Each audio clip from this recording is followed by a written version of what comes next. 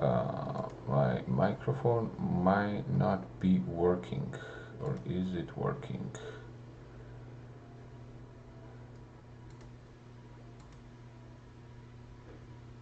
Okay. Can someone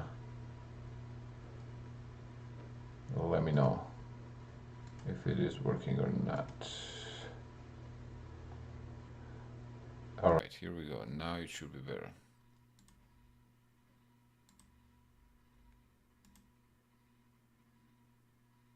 Okay, let's get to it. I'm gonna start with some 10-minute games straight up. Hey, what's going on, Jay? All right, my rating currently in Rapid is 2372. Opponent starts with e4. Let's go e5. I'm gonna balance the center. Knight f3, knight c6, defend the pawn, bishop b5. They're going for Spanish. Which line should we go with? I'm good now. Hey, Grant. Hey, Jay. Good to see you, boys. How are we doing? Bishop to a4. Which line should we go for? Let's go for the main line, knight f6. Short castle. And now I play multiple things here. I play b5 and bishop c5, which should be Archangel or Arkhangelsk in Russian, or bishop e7. Nice and easy. I should probably make up my mind before the tournament which one to do. I haven't played actually the main line in a minute here, bishop e7, so let's go for that. Rook e1. Okay, now they defended the pawn on e4 and they want to take on c6 and then take on e5. So I have to defend that pawn. Let's go b5, kick the bishop away, and then I'll play d6 to stop an immediate d4. h3. Okay, short castle. c3. Looks like we are heading towards the main line. Main line. What do we want to do on the main line? c3. I play multiple things here, knight b8 being one of them, knight a5 being another. Rook e8 is also simple enough. What else? What else? Okay, let's go.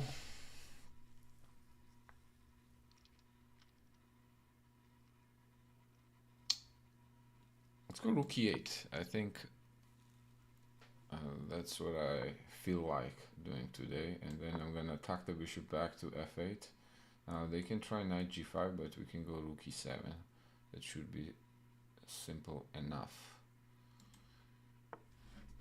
Jay, doing good? Doing good, thanks for asking. I have a tournament coming up this end of this week, over the board tournament. The first one in a year that I'll be playing. So trying to get in shape a little bit. Knight bd2. Now let's go g6 and maybe try to fianchetto our bishop from g7.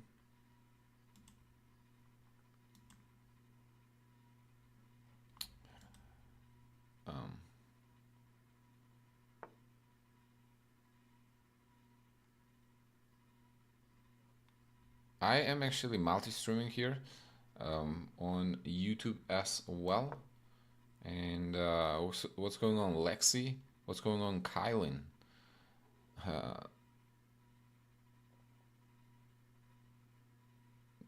Galo, shout out to Galo Pagoga.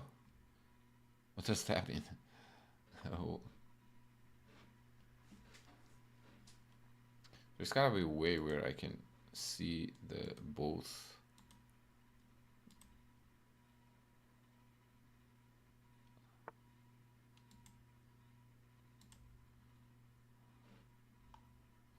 have to do this, authorize, so I can send, you can see the chat in one. Okay, here we go. Knight G5, they're hitting the F7 pawn. I guess let's try to defend it with Rook E7.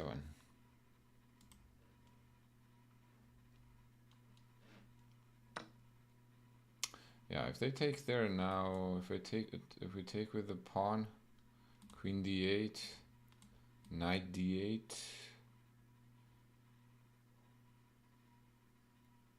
Honestly, I don't think that's a big deal. That is totally playable too. But I also like taking with the knight. May go F4. We go what, like knight C4, takes. That C4 pawn is going to be a little loose. But I think after H6, the E4 pawn is also going to be loose. So, is that worth it? I actually don't see why not trade queens. Let's try to trade queens with simply taking with the pawn.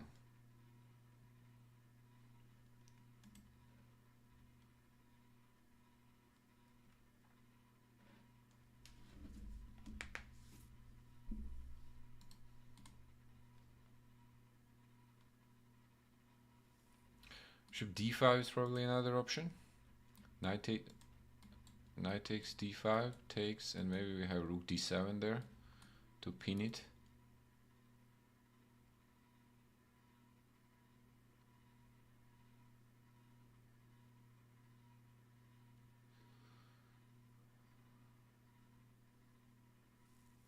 Let's see if White wants to trade queens here. Queen takes, knight takes. I guess knight E3 is probably possible. H6. Maybe knight moves back to F3 and then bishop B7. Putting the pressure on the E4 pawn. I think that should be fine, right?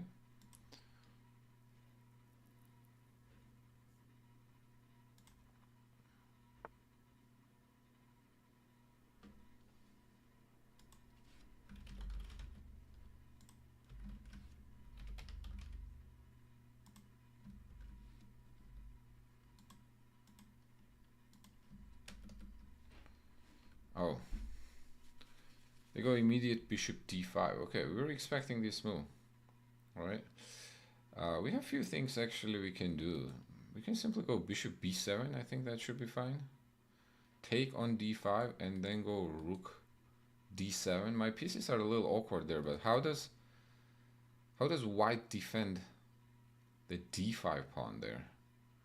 Knight takes, pawn takes, rook D7. Maybe queen F3. If I take rook D5, my F7 pawn is hanging. So I guess let's keep it simple. Dole up the bishop.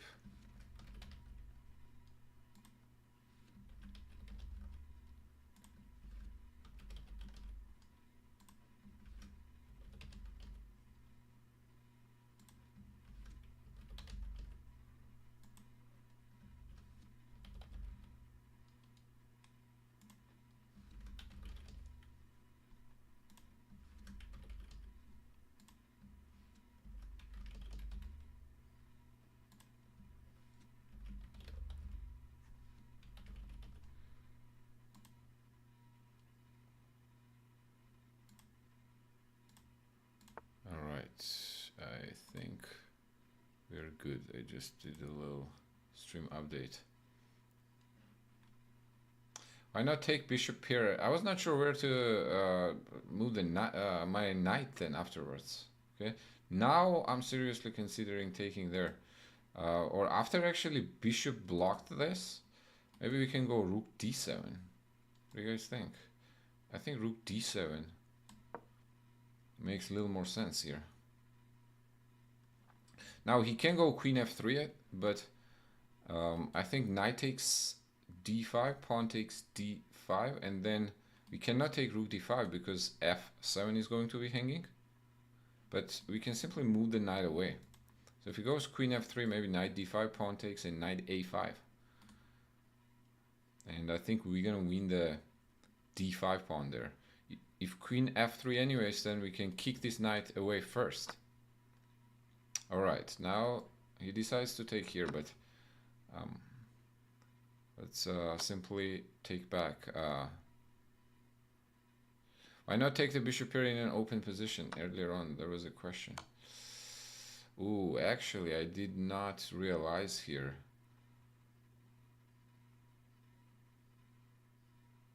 I don't really have a comfortable square for my king. Where do I move the king? Oh boy.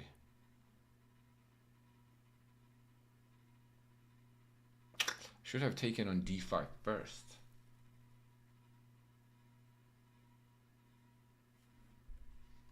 I kind of blundered that. My king. Now if I go here, bishop c5 check. Knight e7. I guess I have to go to e8, right? Okay, bishop c5.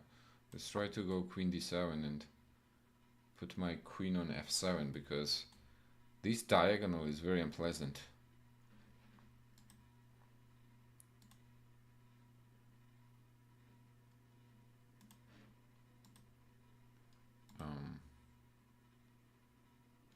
Okay, I've been clicking a little too much here.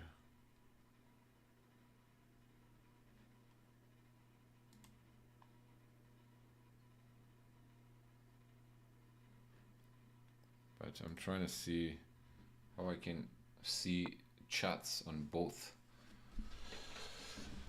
Alright, knight e3. I think his plan is to play knight d5.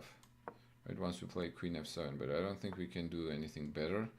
Now, what if we go knight a5, queen a3, I'm assuming? I am a little scared to open the E file. I'm not gonna lie. Okay, knight a5, I think there's knight c7 and queen e6, and I'm cooked. So I may have to trade this guy. I don't think I have that many options. Okay, let's do it.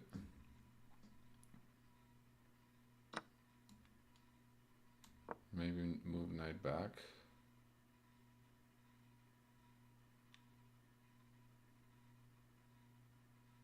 To e7.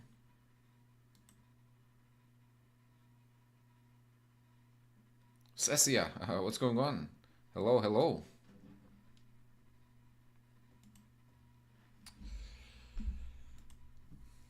How does white... Oh, c4, that's a...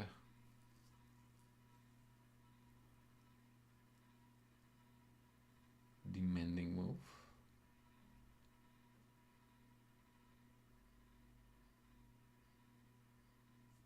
Man, which way do I run my king now? That's the question. Or do I run my king at all?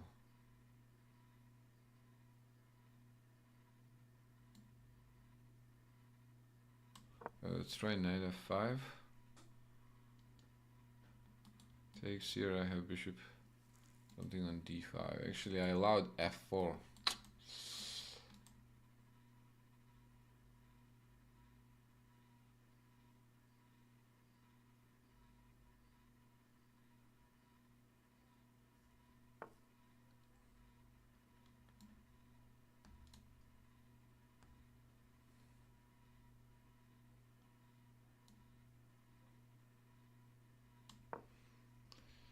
Looking for some stability.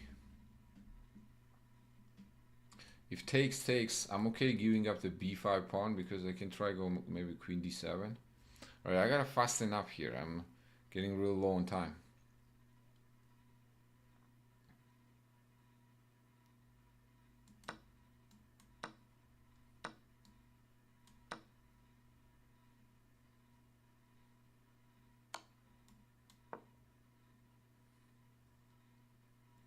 At least we got some stability in the center. So 1, 2, 3, 4.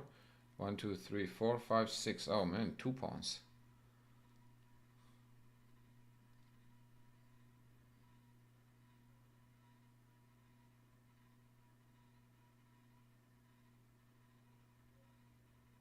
It's a little too much, I think.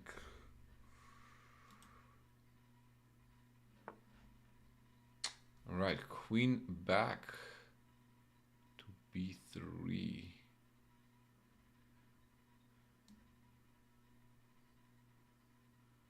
Okay, I don't know what to do, so I'm gonna try to run my king to safety.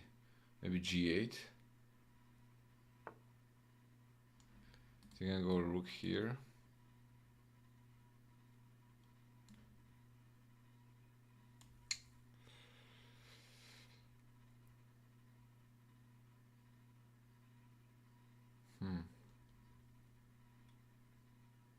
I'm in trouble, huh? Okay.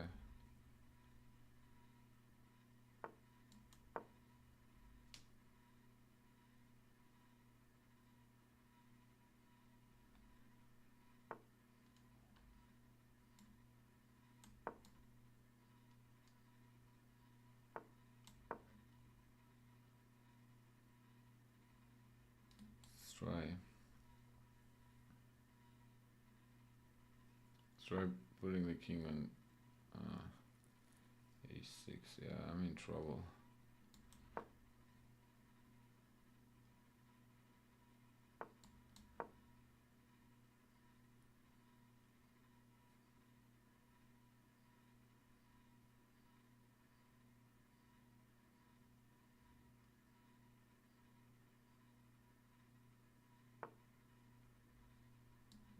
b8.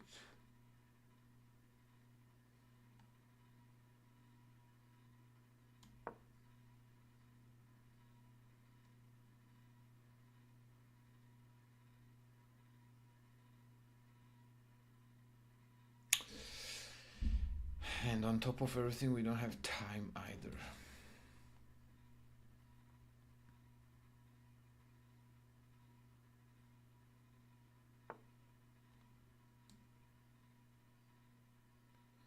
Okay, let's try to get this bishop somehow in the game involved.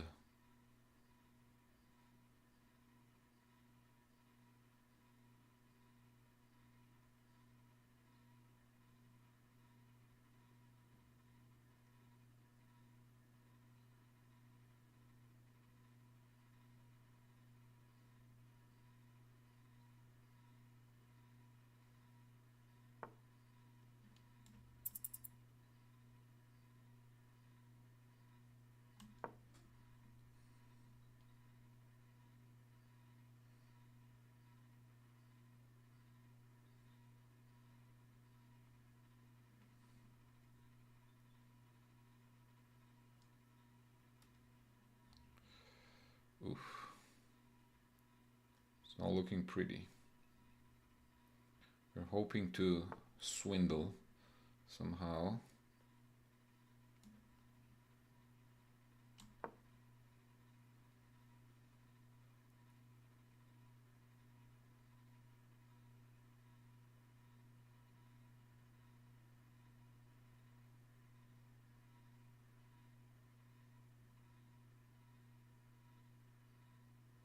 I don't even know how we can do that theoretically.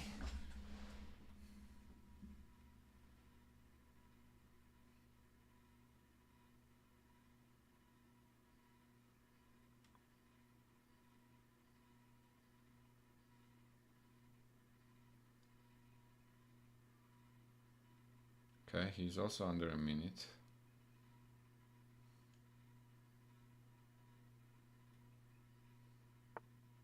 Rook c1. Okay.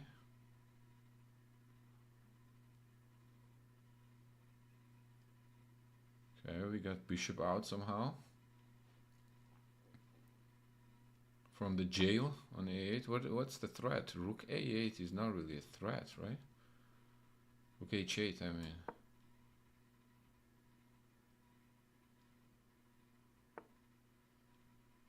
Queen g8? What is the threat, bro? Queen h8? There's no threat, right? Or is there?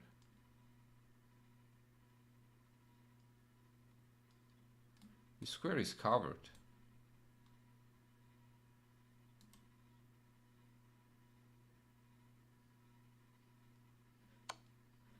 Queen G8.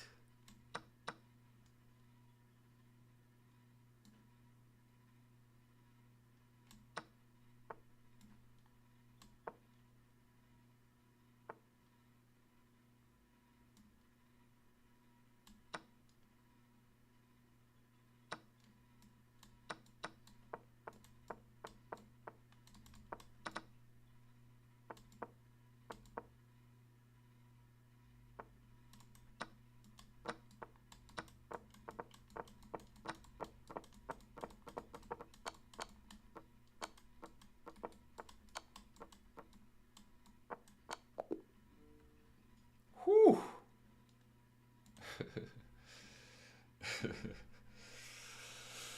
Wow.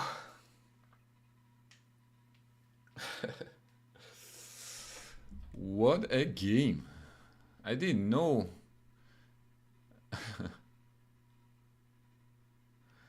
I did not know there was such a dirty flag attempt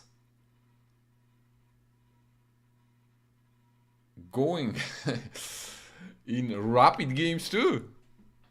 I thought this type of stuff only happens in Blitz. He tried to do me pretty dirty. Yes, that does say 2.3 seconds, Jay.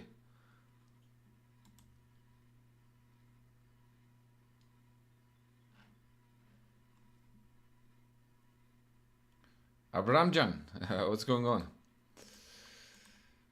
That was quite a game.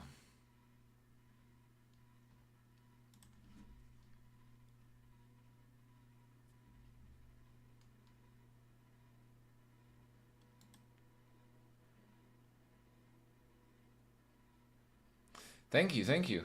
Let's take a look together.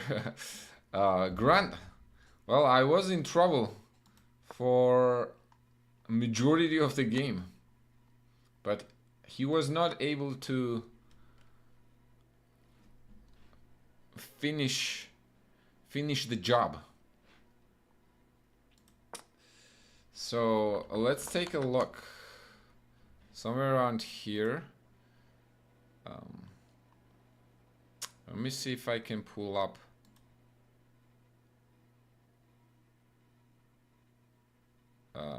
can I do this, or how do I do this? Okay. All right, it's gonna mess up my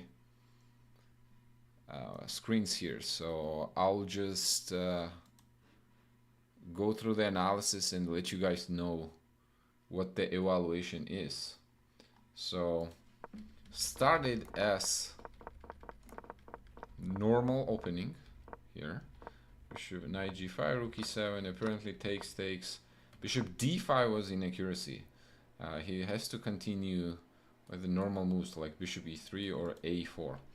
Bishop d5 was a little provocative, and yeah, as I assumed, knight takes d5 was the right move, and if he takes, then we go rook d7 or even knight a5 immediately, and this pawn on d5 would be in trouble. Ranger math, posture check, thank you, I needed that. Abramjan, I'm glad you enjoyed. It was a fun game, for sure. So knight d5 would have been better, but I forgot that after this knight takes f7 here, if I go king f8, bishop goes to c5.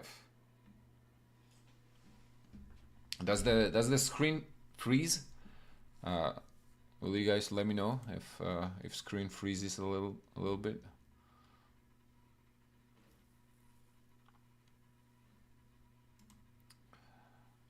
Because I'm only seeing one screen here, so either my Twitch people or YouTube people, let me know if there is an issue with the sound or if screen freezes. All right. So yeah, queen b3 check. I have to go king e8 now, because if I go king f8, then bishop c5 check, knight e7, queen e6, and this looks like a lot of pressure. I was actually thinking rook a to d1 first, and then I have to move the queen away, queen e6, and I'm pretty cramped here. So king e8, bishop c5. I thought this made sense. Apparently, instead of queen f7, it would be better to go knight a5. But I played queen f7, knight d5, then takes, knight e7. Apparently, this is a mistake. Knight a5 is the right move. And if queen b4, I have queen d5. Oh man, I totally forgot that there is a checkmate on g2. So that was very poor decision from me. Obviously, if I had seen that queen d5 threatens the checkmate on g2, then I would have gone knight a5. That's the move that I intended to play at first, but then after queen b4, I was not sure. Like knight c4, I thought is a little iffy, but apparently I just take queen d5, and then after you defend f3, now I can probably simply just bring the knight back. Okay, knight a5 would have been much better. Okay, now I go knight e7 back, and rightly so, my opponent plays c4. Now, from here on, apparently white is slightly better. It's almost like +1. Knight f5. Here I started getting low on time, so I tried to play practically here to keep my center closed, and gave up another pawn. And apparently that was a good idea. Queen d7, queen b3. Then I tried to run the king away. But this is where I went wrong. King g8 allows, or rook c8 gives white too much activity here. Apparently computer is suggesting bishop f6. What if rook here, then rook a7 and defend it this way, a4, but this still looks very tricky. Bishop f6, bishop d8 idea to help with the queen side here. I did not notice this bishop f6, bishop d8 transfer. Sahas is asking, when is the speed run coming? I actually started the speed run and then did not follow it up, but I have few episodes already recorded. I just need to edit them, and I'll post them. Rook c8, rook b4, okay, rook c7, a4. Now white is in complete control, and I was getting real low on time. I have 1:22 here, so I just played fast. Rook a7, white is completely winning here. Bishop b5, apparently b5. Okay, it's like +3 for white. The correct move is a rook to f8, or somehow trying to trade the rooks. What I was actually really worried about is rook here, and then rook either b7 or rook c8. Rook c8, actually I can go king h6, so it's not nearly as bad as rook b7. I think this was the decisive blow here, because after I take on b7 takes, I have to take here, most likely with the queen, and then he simply has rook c7 check.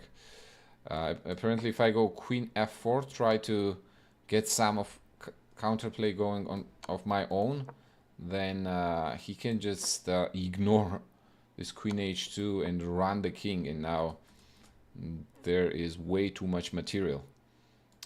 Queen check, king e2, and king simply runs away, and I'm gonna get mated on the next move. So that was the finishing touch here, but I think after this move my opponent also got low on time. He's already under a minute, and queen d8 is a blunder. It looks attractive to threaten something on the back rank, but there's nothing else. Bishop is covering everything. And actually bishops, my bishops, and now f2 pawn is lost. So I'm winning. Wow. That was a quick turn of events. Apparently this is -5 for... How is this -5? Rook e3. And oh man, I'm the one mating now. King cannot hide. Oh, rook e2. The power of the bishops at its best. g2 is gonna drop and it's gonna be mate. And then he tried to flag me here, but that was unsuccessful. Like queen g8, obviously.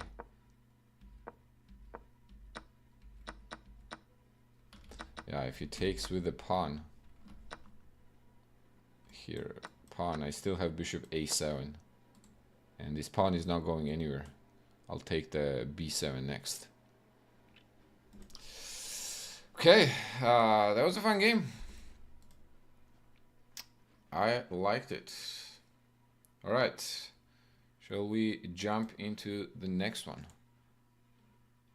Let's go.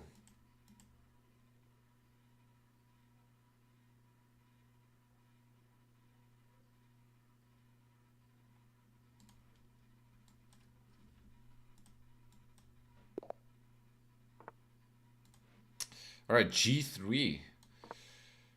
You give me the center, I'll take it. Okay, let's take knight f6, knight d2. Okay, how do we want to do this? Do we want to try to be tricky with bishop c5? Why not? See, now we have an immediate threat here.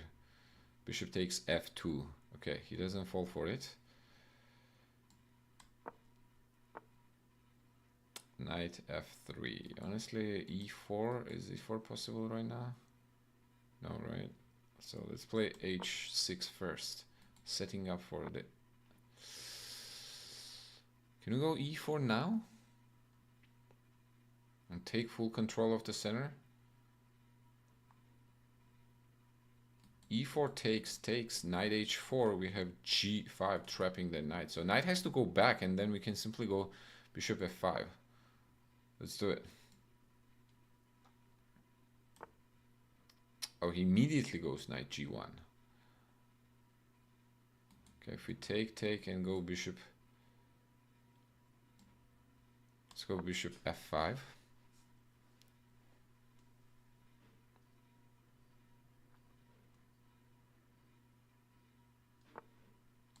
d5, d4, excuse me. We go bishop b4. Do we go back? Let's go d6.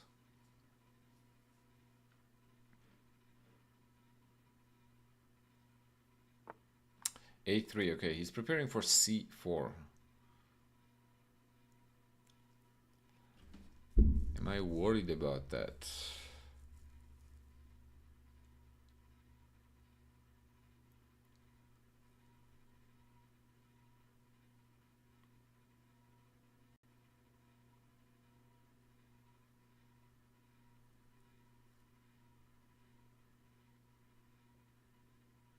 I think I should be worried, right? Knight e7, c4, c6 maybe? To secure the center?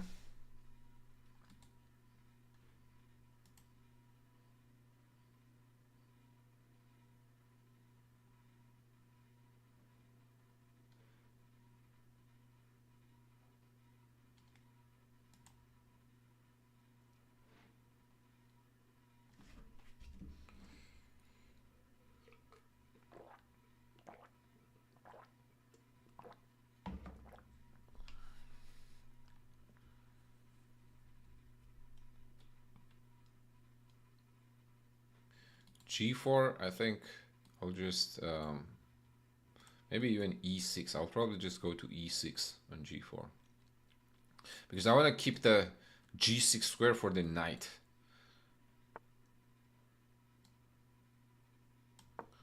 Okay, let's play c6. See what white wants to do here.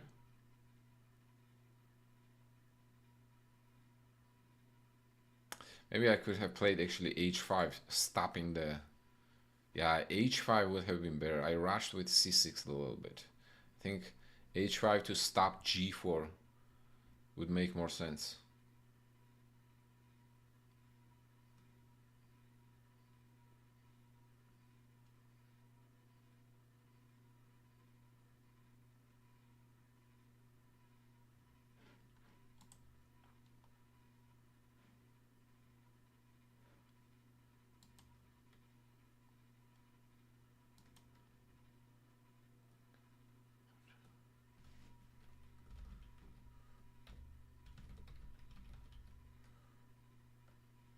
Oh man, my opponent disconnected. Oh no.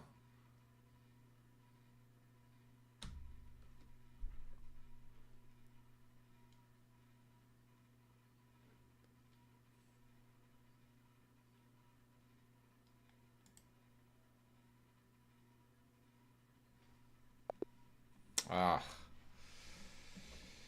That's a boomer. I mean bummer. not boomer. Bummer. Okay. We're much better, but he disconnected and it auto forfeited. But we're pretty comfortable. We're pretty comfortable here with more space. All our pieces are more or less well placed. And kingside attack to come.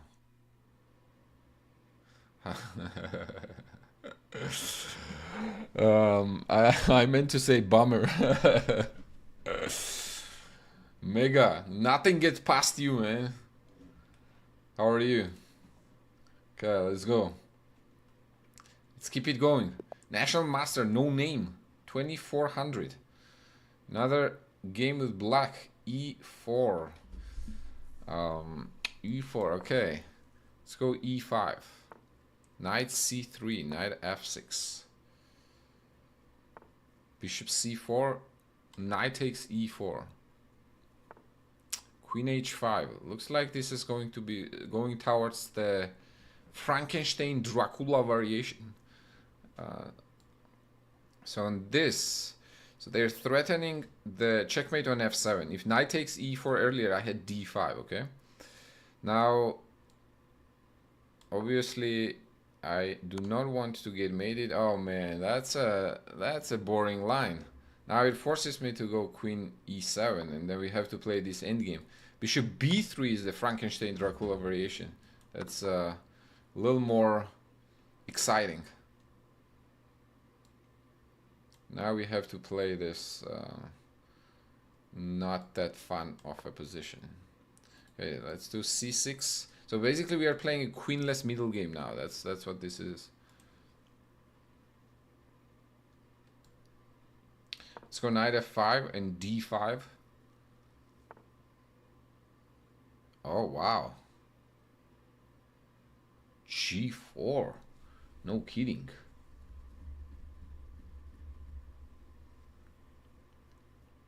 Okay, okay.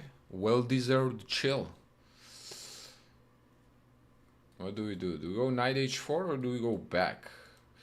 Knight h6, I guess h3, and then knight is gonna stay staring at the wall for some time, so I don't want to go there. Probably want to go h4 and take it with the bishop. Oh, knight here. Okay, this guy knows what he's doing, looks like. Now they're threatening knight d6. Okay, obviously I don't want to give the bishop here, so I'll probably just go back. What else? d5, d4, d5. It goes to g3. So if I go g6, is he gonna go h4? Should we be annoying and park our bishop back to h4?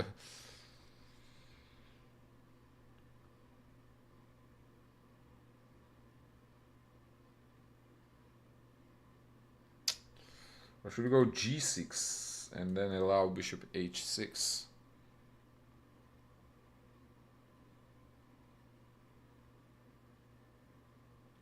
g6 actually h4.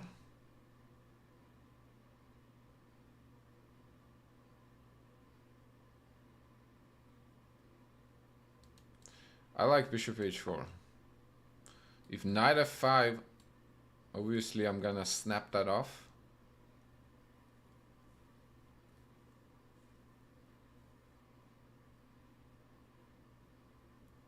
And I'm not allowing white to play h4 and expand. Bishop f4, okay. Maybe bishop e6.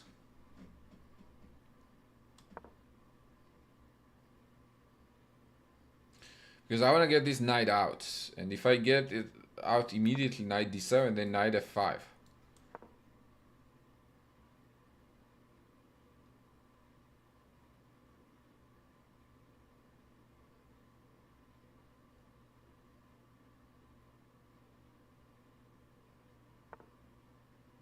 Okay, now it is probably time to castle. Which side do we castle? Do we go short or do we go long?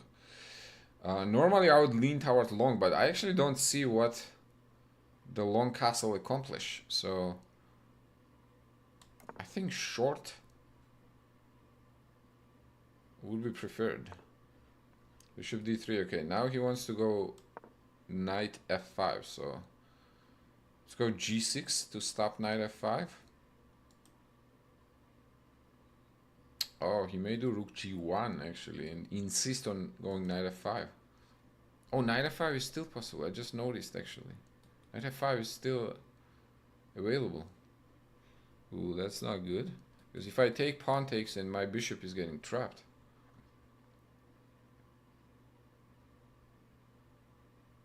I hope my opponent is not sniping the chat. Or sniping the stream, I mean.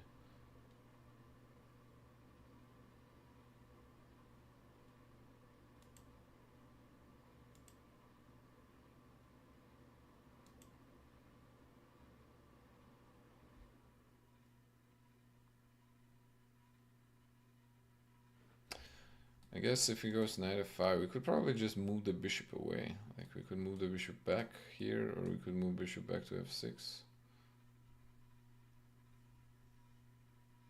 I could also take, and then allow taking on e6.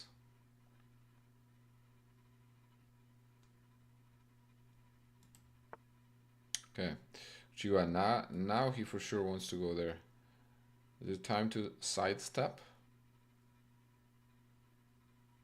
Or is it simply time to move back? I think that's simpler.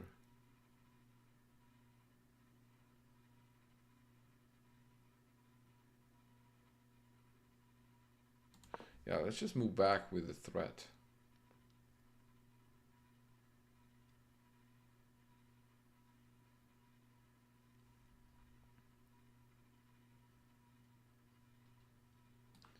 Make sure we got this diagonal under control.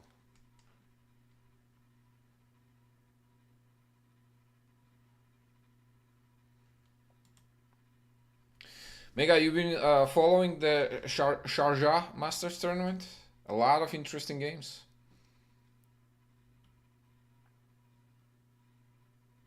I've been following it pretty closely, actually.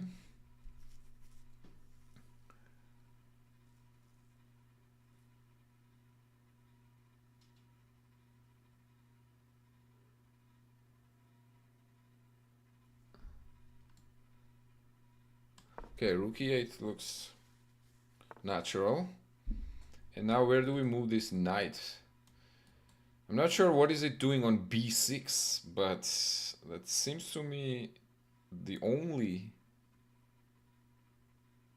natural destination for that knight.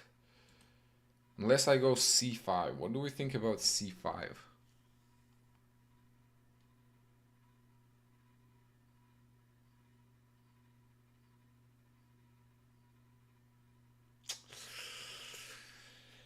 Do we want to isolate our own pawn?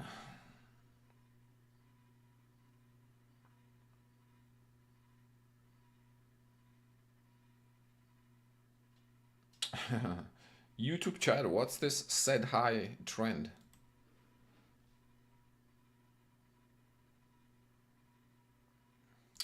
Okay, let's see. C5 takes knight, I mean bishop B5.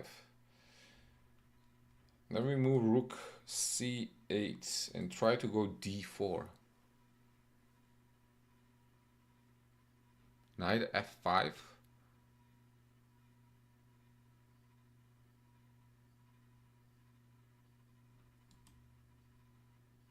Here, knight F5, we can just take with the bishop and then they take on D4.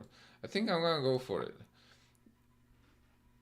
Normally, I'm very much against moves like this, C5.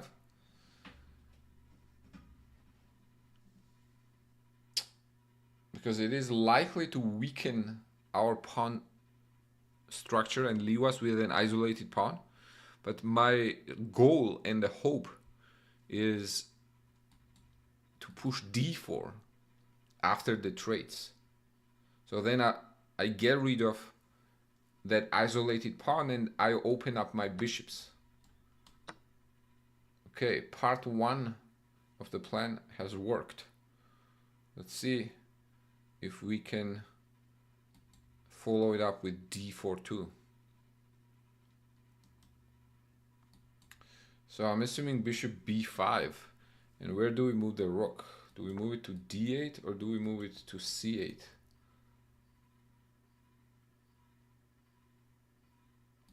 C8 makes sense because it's an X-ray, but at the same time, I may want to move the other rook to C8.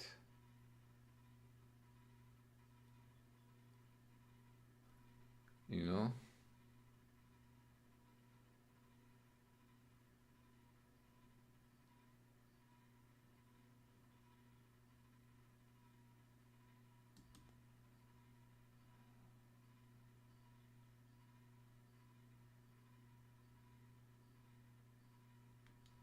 Okay, let's go rook D8.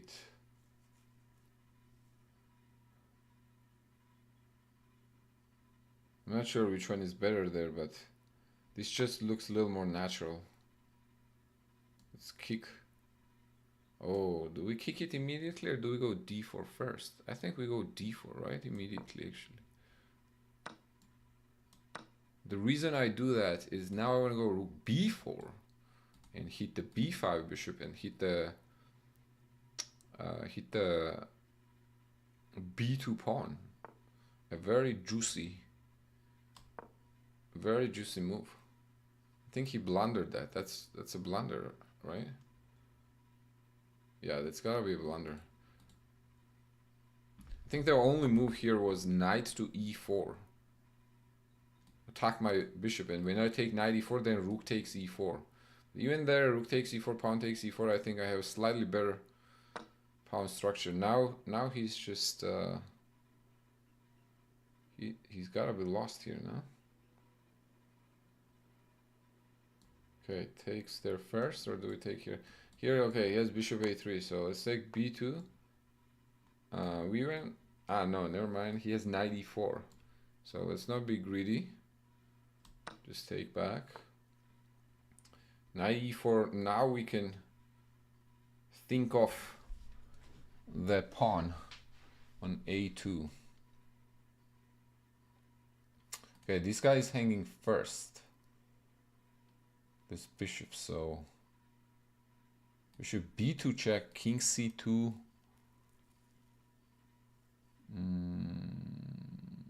Bishop takes A2. Rook B1, bishop B1, rook takes B1. We have F5 there. Rook B2, I think that's winning, right?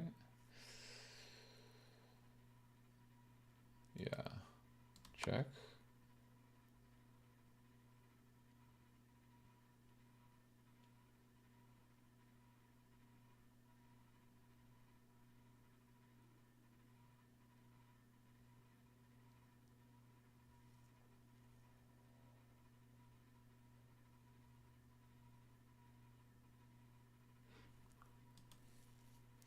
Yeah, bishop b2. I like bishop b2.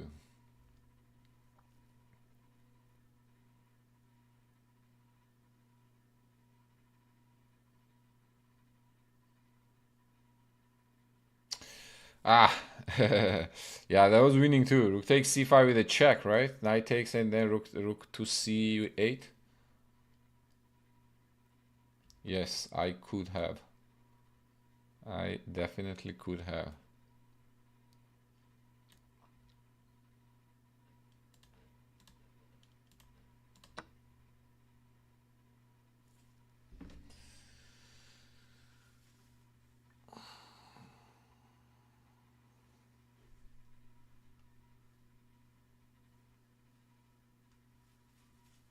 But okay, this should be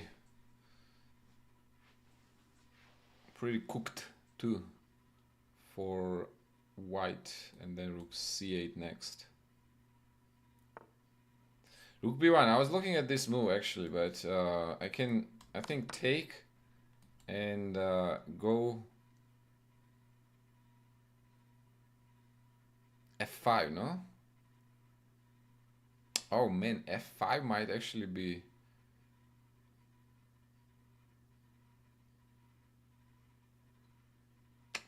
Did I blunder here? f5 might be a little. Actually, takes. Rook check. If I go king f7.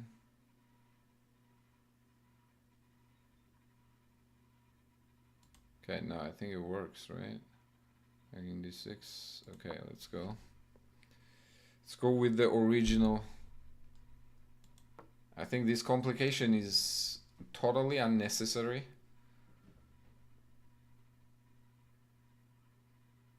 But it still works. I believe f5 takes. Rook g1 check. King h8. Knight d6, threatening the rook and the checkmate, but rook c5. King takes.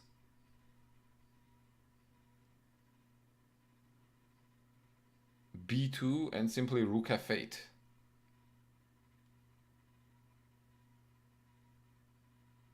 Nah. It's all good. It's all good. I don't think that would be exactly f5. The idea of f5 is to remove the defender of the bishop on c5.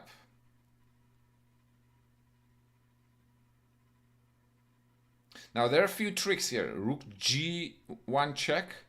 I gotta be careful not to go king f7 because he has knight d6 and I'm gonna get forked and lose the rook. So clearly not king f7. Another idea could be bishop back to g7, bishop d4. I think we take the knight, they take rook g7, probably move king f8, and that should still be winning, but I don't want to allow counterplay there. So I think I'll... Ooh, knight f6, what is that? Okay. King f7. Okay. All right.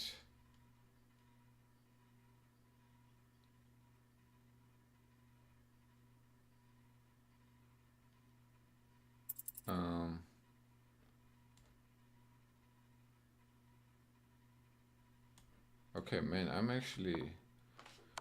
actually kind of lagging here, so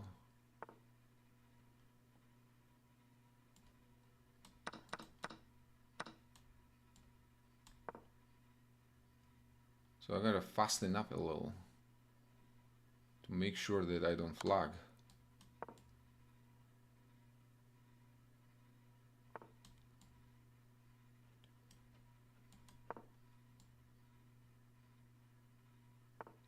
Check. Let's go behind.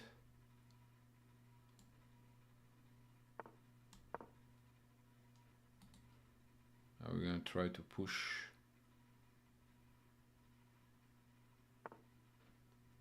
Okay, push.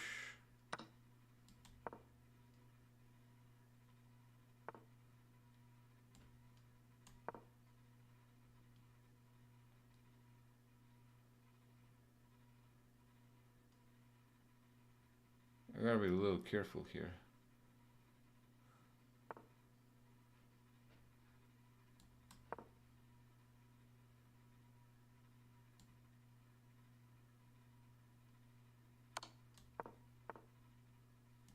Check. Defend.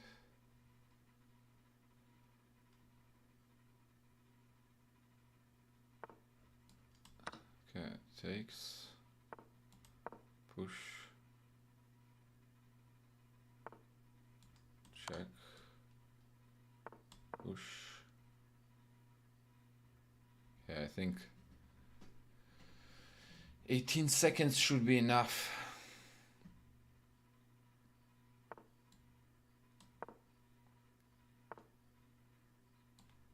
Check.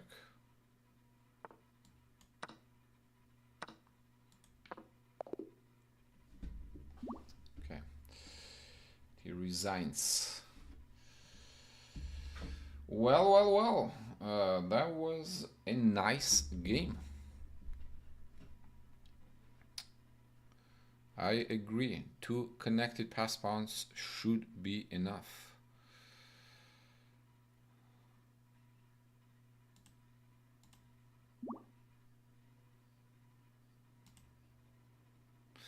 Okay, I can read your name from my YouTube chat.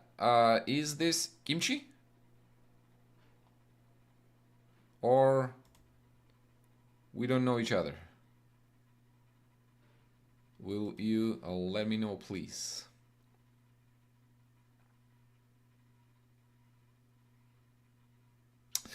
Yeah, Mega, I like Rapid too.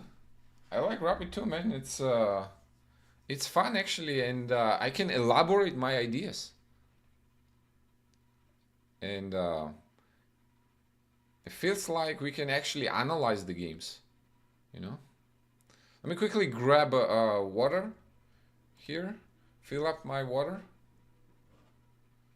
and then we can quickly analyze what happened in the game.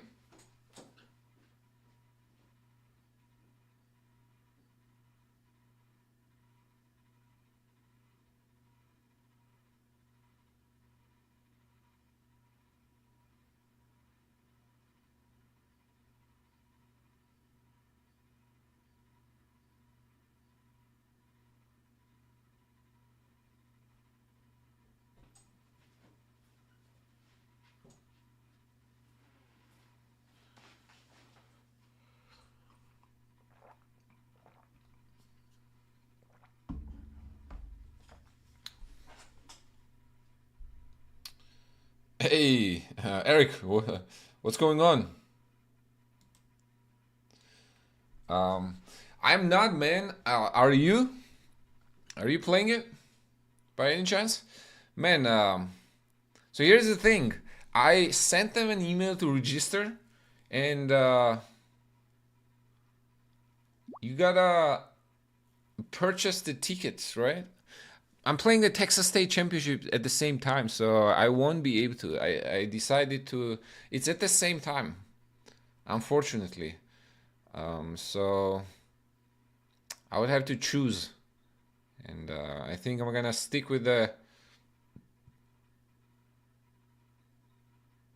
I'm gonna stick with the classical tournament, Texas State Championship. And another thing was you have to purchase the ticket for all 3 days, right? It's like $150. I am not defending champ in Texas this year, but I have won it 5 times.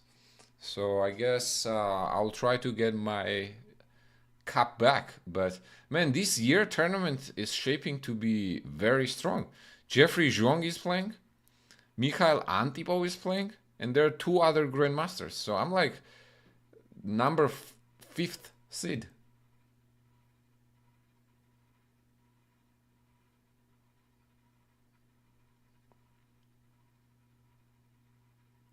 Yeah, I know, but I don't know, man. I decided I was seriously considering it, and again, yeah, I sent them an email to register, and they like asked for you know the drill, right? They asked for the tickets and everything, and then I didn't purchase the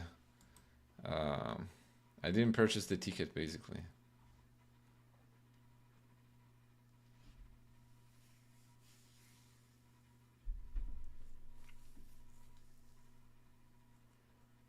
Okay, my from my YouTube chat.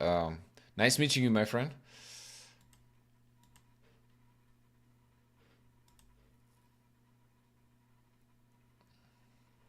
Yeah, I have no idea too, but I know already like few good players. There will be like bunch of good players, and I'm assuming actually people will be traveling.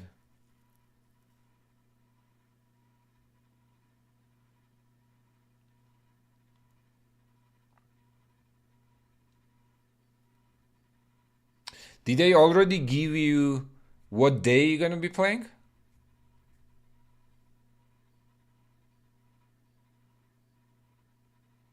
I know some UTD people are playing.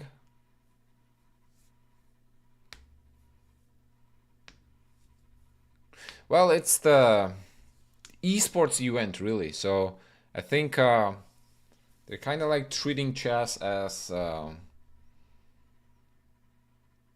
part of other games. I don't think they have much experience organizing chess events. Ham steak, bruh. What's up? What's going on?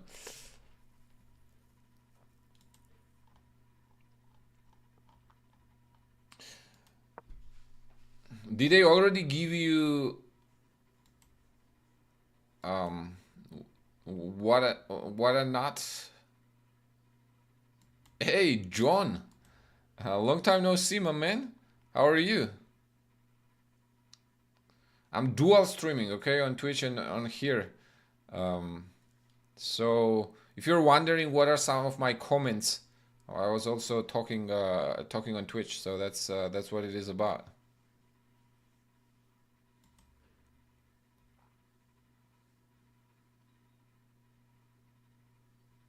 Other than thanks for buying a ticket, how much did it come out? Was it like $150 with taxes and everything? Okay, let's see what ended up happening in this game. Bishop c4, knight takes e4. This is called a Frankenstein Dracula variation. And I see we got a lot of new viewers. Welcome, everyone. I am Zura. I'm international master located in Dallas, Texas.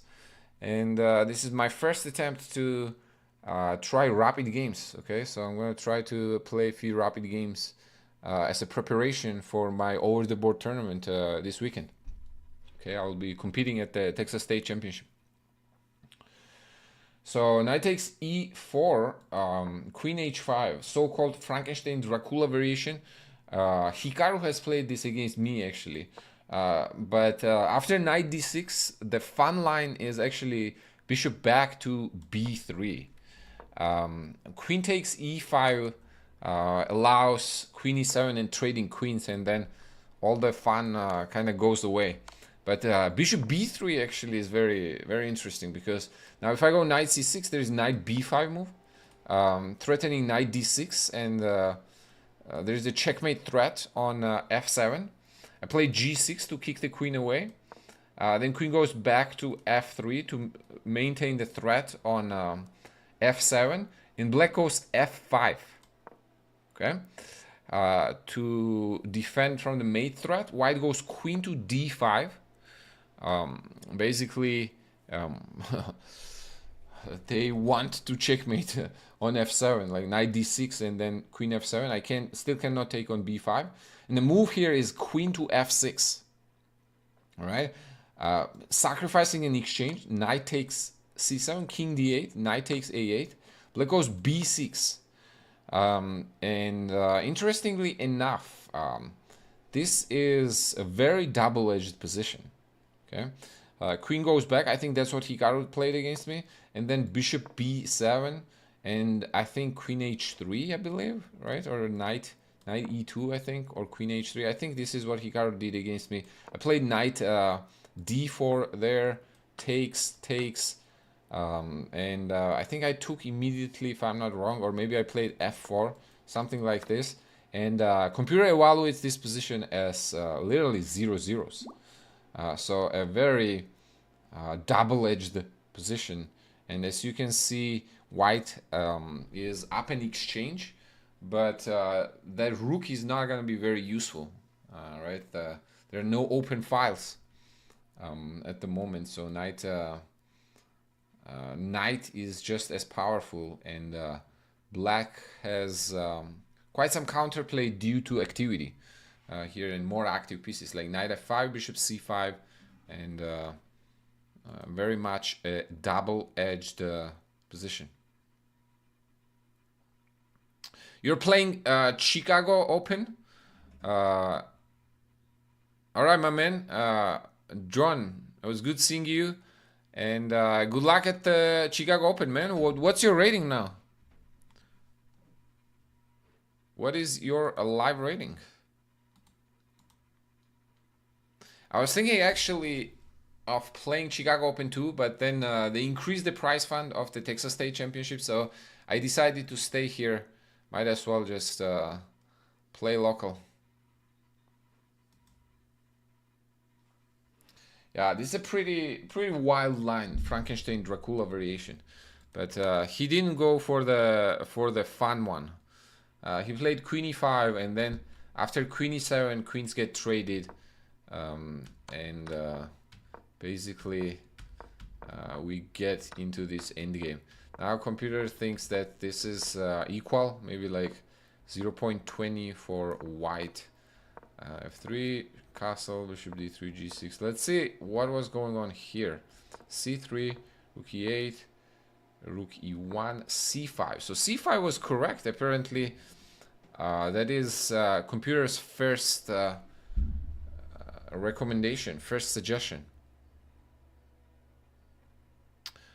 You say I lost like 150 rating points back because of my work. Oh man, well, life comes at you fast, huh?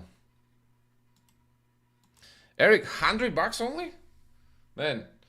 Okay, wait, you're gonna be traveling from Austin, right? Did they at least tell you what day you're gonna be playing, so you can get a hotel for that day and not all 3 days? So you basically have to book the trip for all 3 days. But are you into any other games? I remember you are in software, right? So I'm assuming you're probably interested in other games as well. Like, I think they have StarCraft. I forgot what other games the...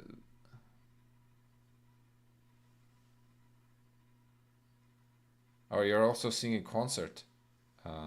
Okay, nice little weekend getaway, I guess, right? Or a little more than a weekend, and then probably it's a what is it? Labor Day, right? It's a Labor Day weekend, so you're probably gonna have a little more time.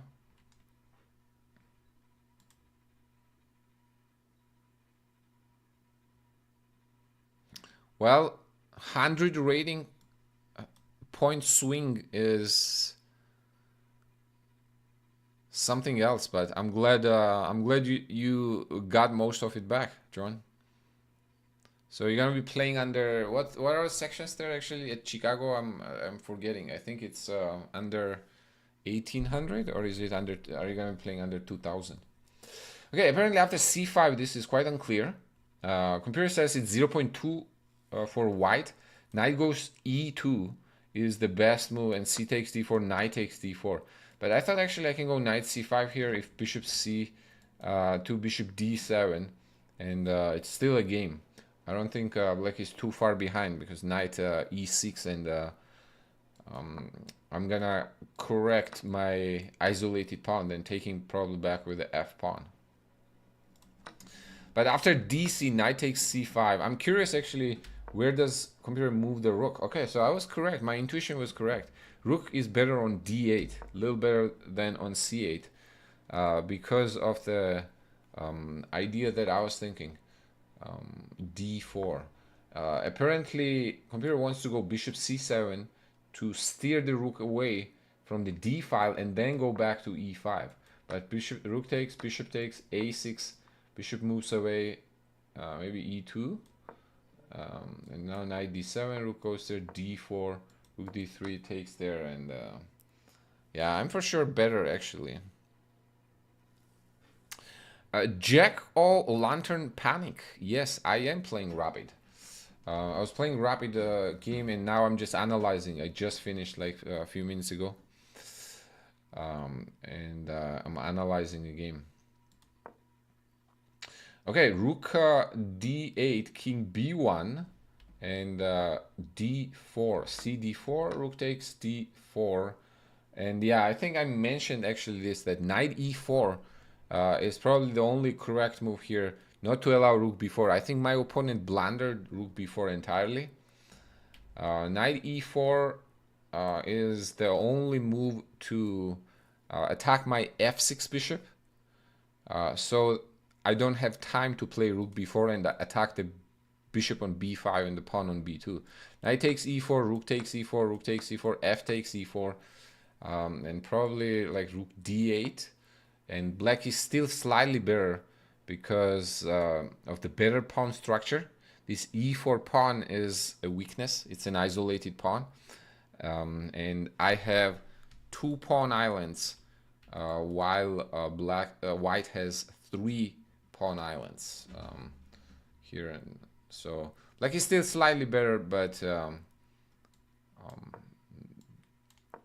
it's still defendable with the correct play, at least.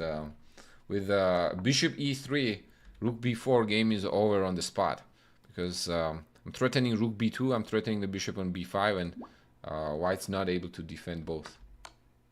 So that pretty much decided the game.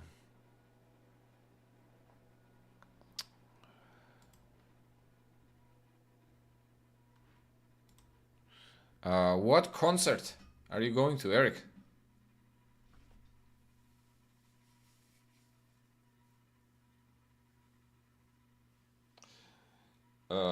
You look like a guy who would listen to like alternative rock.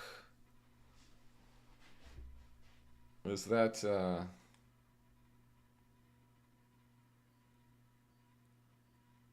Menzingers? The tracks? Okay, okay. All right, Menzingers. Let me see. American punk rock band from Scranton, Pennsylvania. Yeah, I never heard of them. But cool. Cool. Hope you have fun.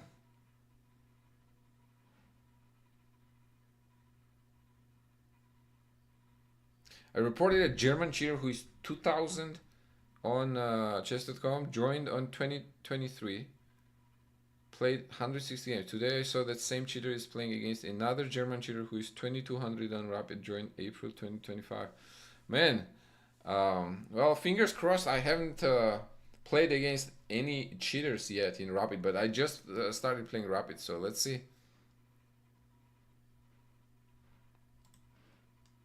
Okay, let's get another game in and try to cross 2400.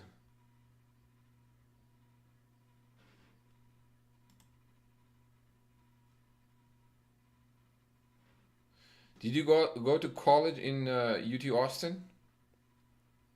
Okay, D4 or E4, guys? What do we think? Let's go D4, huh?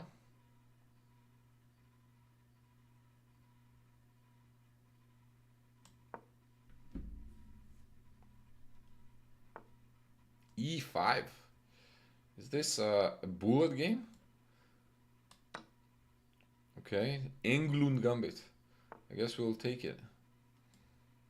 Knight f3. Oh wow, he's really going for queen e7, huh? Wait, what's the line here? Bishop f4 is queen b4, Bishop goes back. Wait, what is that line that where they sacrifice the queen?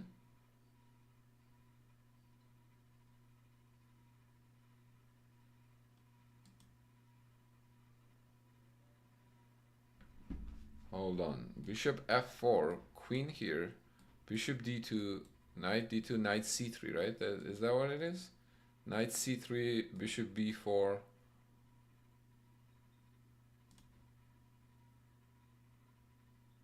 Yeah, I think that's what it is. We go bishop f4, and go bishop back to d2. They take there, we go knight c3. Bishop b4, rook b1.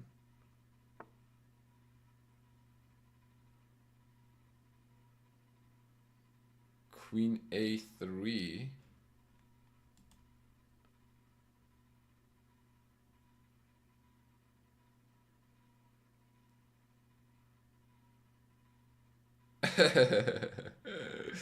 But you are a title player yourself, huh?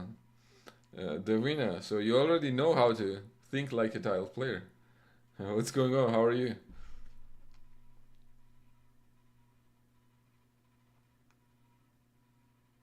The title doesn't say think like a better title player.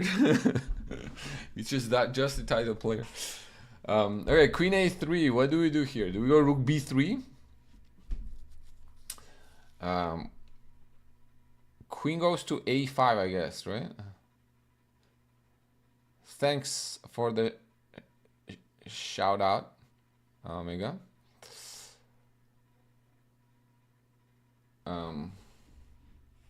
I have only seen queen sacrifice line when they sacrifice like queen c3 here, and bishop takes c3, bishop takes c3, and then knight d2 that line.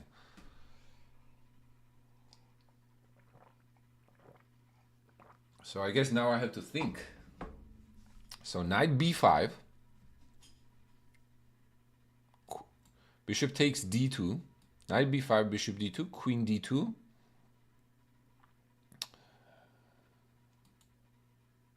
queen a2,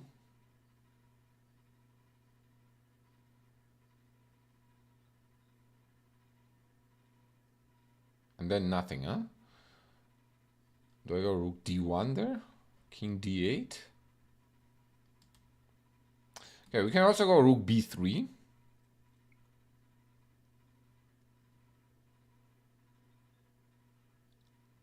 Queen a5.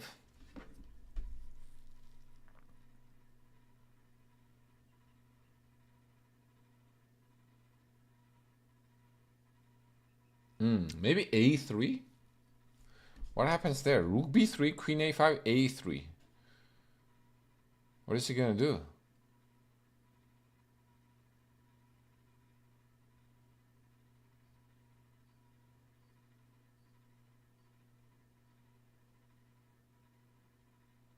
Bishop a3, we have knight b5, right?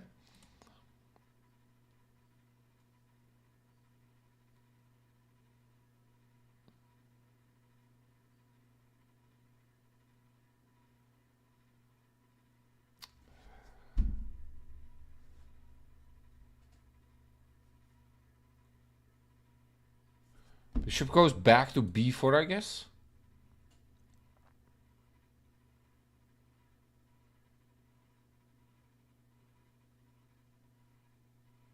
Man, this line is tricky. I have no idea what to do. Okay, I guess rook b3 makes sense.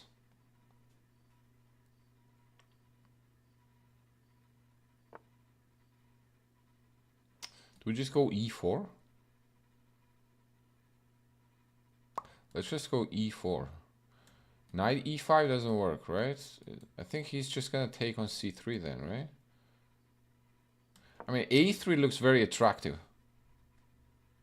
but I'm not sure if it wins. Bishop a3, knight b5, bishop b4, and I couldn't figure out there what to do. Luigi, welcome here, man.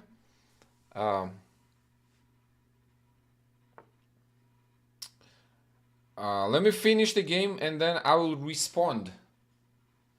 what some of my tips would be to get better as a new player. Okay.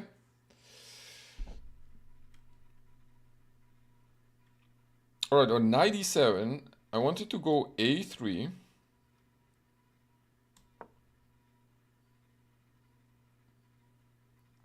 Bishop takes a3. Oh, that's not the case. I guess now we just take.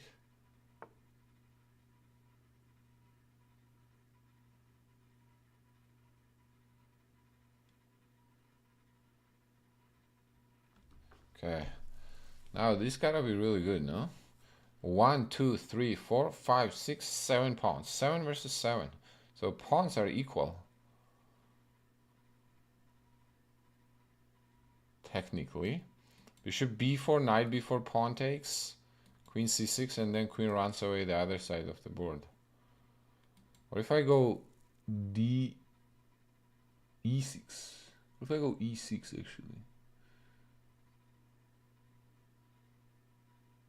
Takes. Bishop g7. Rook goes there, and then I move the bishop back. Isn't that good for me?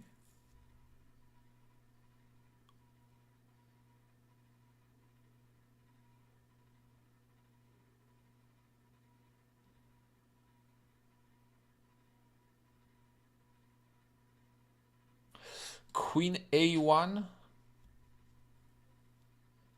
Ooh, what about the queen a1 with the cheeky little threat, rook b5, to trap the queen?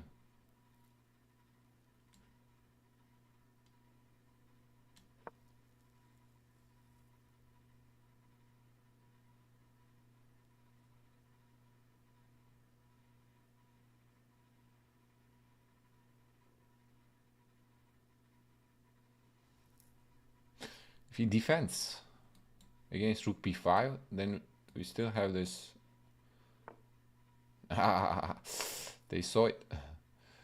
They saw it. Okay, now let's go bishop d3. A normal looking move. Get ready for the castle, and also if they castle, then we go e6. Does that sound like a good plan?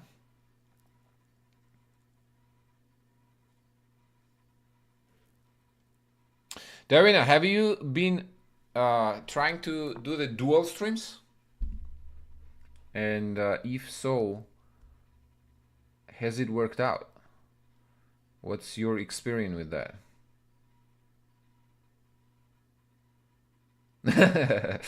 Okay, we're gonna fast enough too then. Don't you worry. Don't you worry, Mega. This guy is already planning to flag us.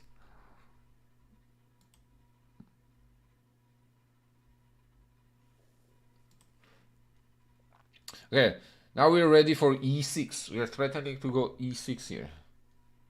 Oh, actually he wants to take here. Ooh. Knight. There we have bishop h6. There takes bishop g7, takes gf. Knight f4, bishop h6. That works, right? Queen g5 check, king h1, knight f4, rook g1. I think that works. Let's go.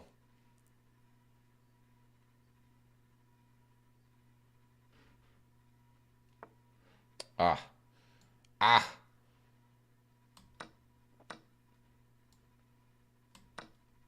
Okay, I think you might be right.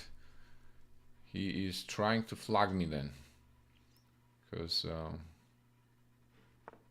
knight e5. Okay, bro. Okay. Wait, hold on. It's not that easy actually. I thought I was winning with bishop b4, but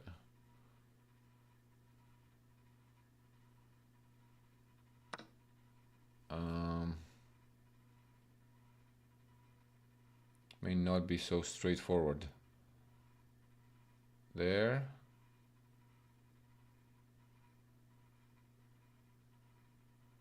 Okay, you know what? Let's do a check.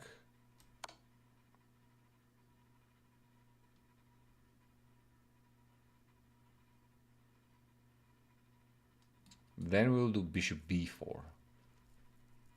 Okay.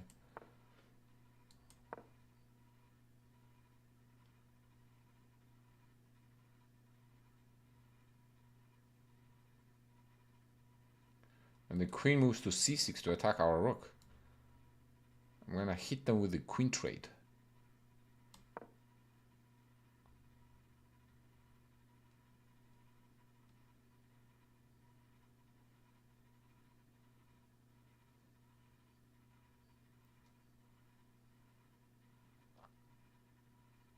To make it easy for us to play in the scramble.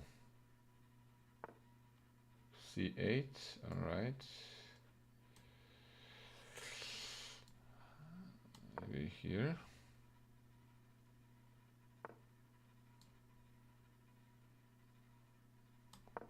I'll keep the bishop. All right.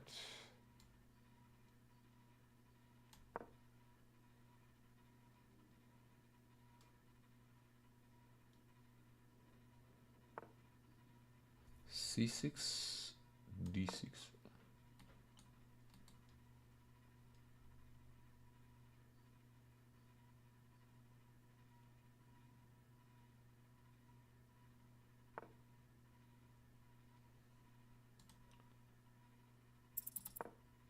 Ah, bro, we're not flagging here.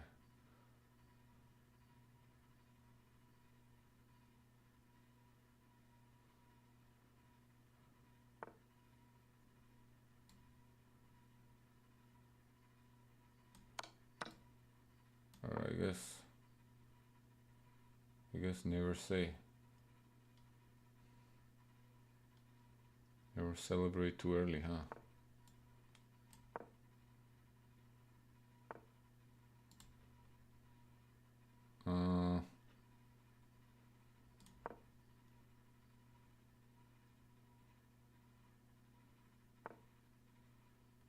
Bro.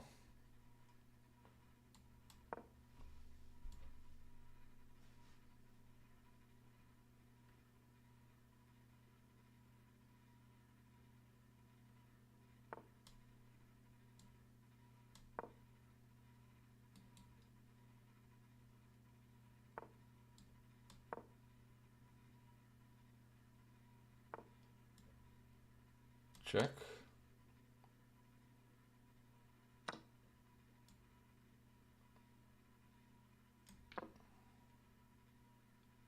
All right.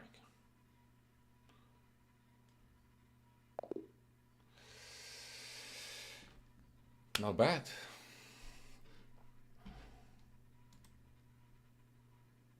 I think he got a little overexcited with my little time.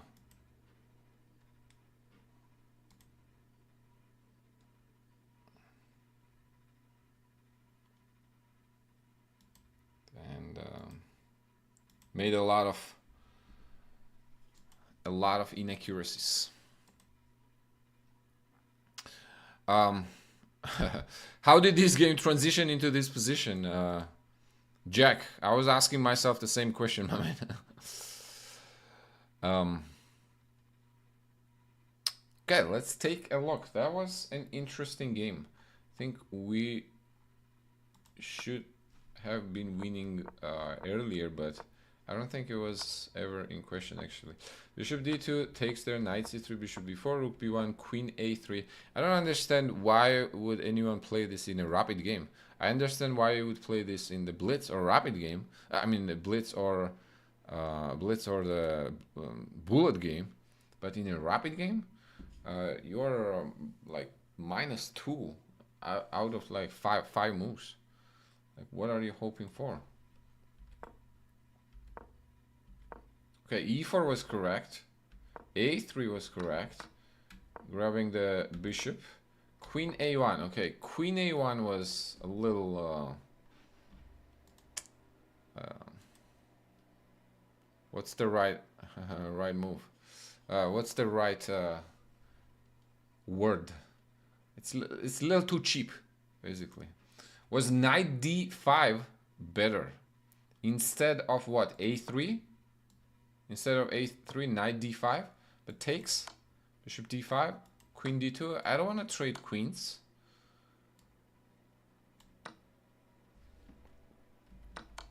Oh, instead of rook b3, knight d5. Okay, knight d5, the move I was not sure about is bishop takes d2, queen d2, and queen a2. Oh, apparently I just go rook d1. And this is still very good for white, apparently, because you cannot defend c7 and you have to play a move like king d8. And then I simply go e4 with a lot of initiative. King is stuck in the center. Obviously on queen a5, I'm not gonna trade. I'm gonna play c3. Yeah, knight g5, you may have knight h6.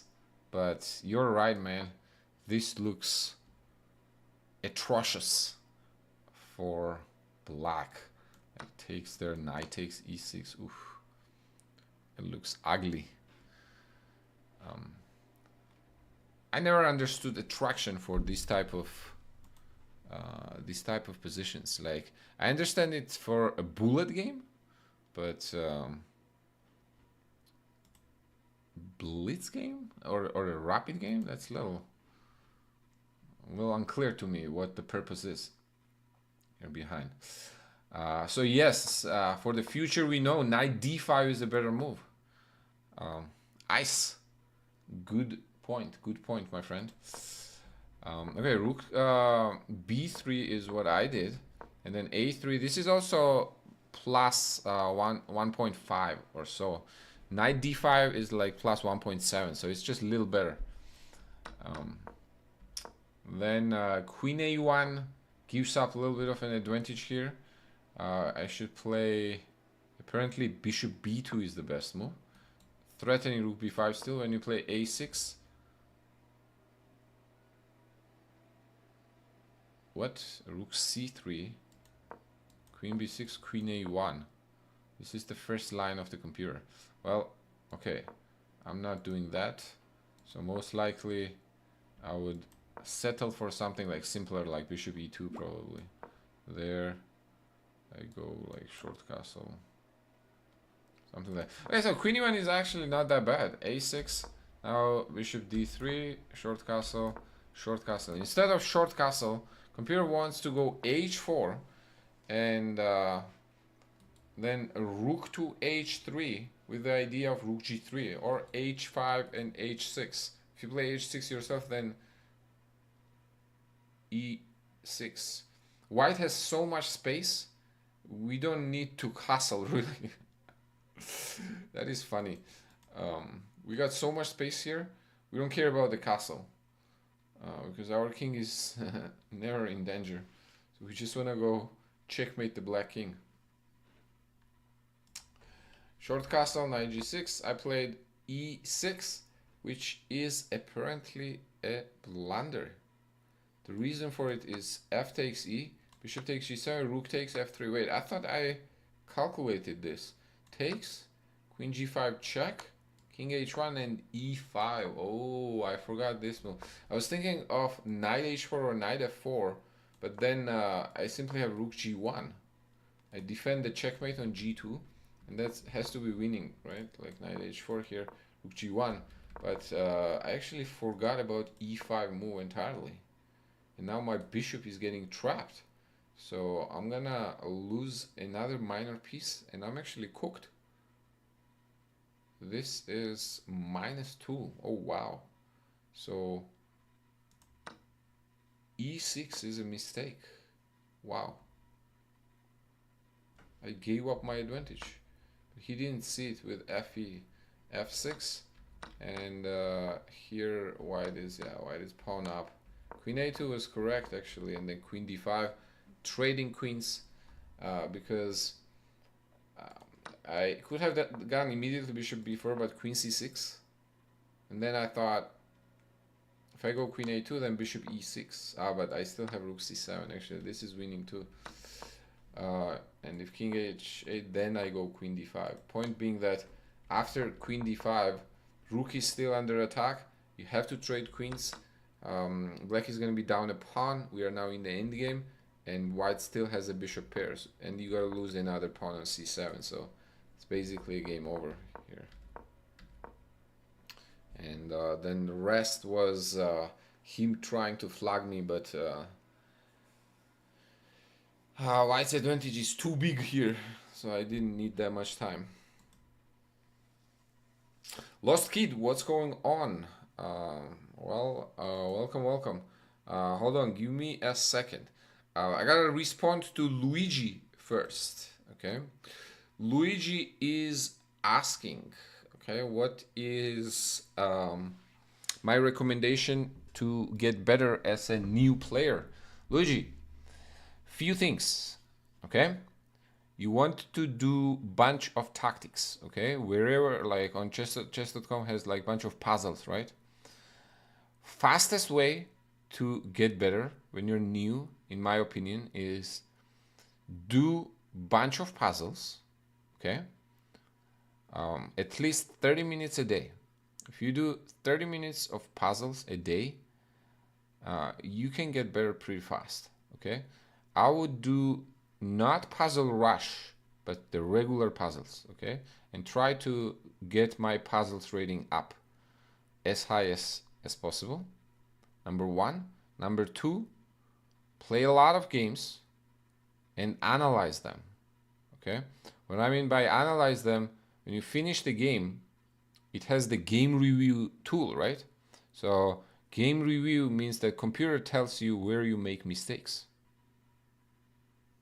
Okay, so then you ask computer here what were good moves, like, because you probably make a lot of mistakes from the beginning, you know, and computer corrects you. This was the mistake. So for example, game review here, if I can click the game review right now, you probably cannot see it right now, but if I increase this a little bit, you should be able to see like that, okay? You see there, it shows game review, right? You click the game review here, and it tells you I played 91% accuracy. I didn't have any brilliant moves, but I had great moves. I had 19 best moves, and I had one blunder where I played that e6. I played at this level, 2550. My opponent played 2300. Then you start the review, and it shows you each move, okay? With the comments here. They're threatening to capture a pawn and win material after the follow-up trades. Then it says this is the only move that works, and you found it. You shield your king by blocking the check from the queen, okay? So you go through each move like that, not too fast, and you read what computer tells you, okay? When you make mistakes, for example, here, I'm gonna skip through this, and on move 15 here, you can see I made a blunder, and it tells me why it's a blunder. You've just allowed your pawn to be taken without a fight, and then you can click the best here and see what was the best move. Apparently, knight to d4 was the best move.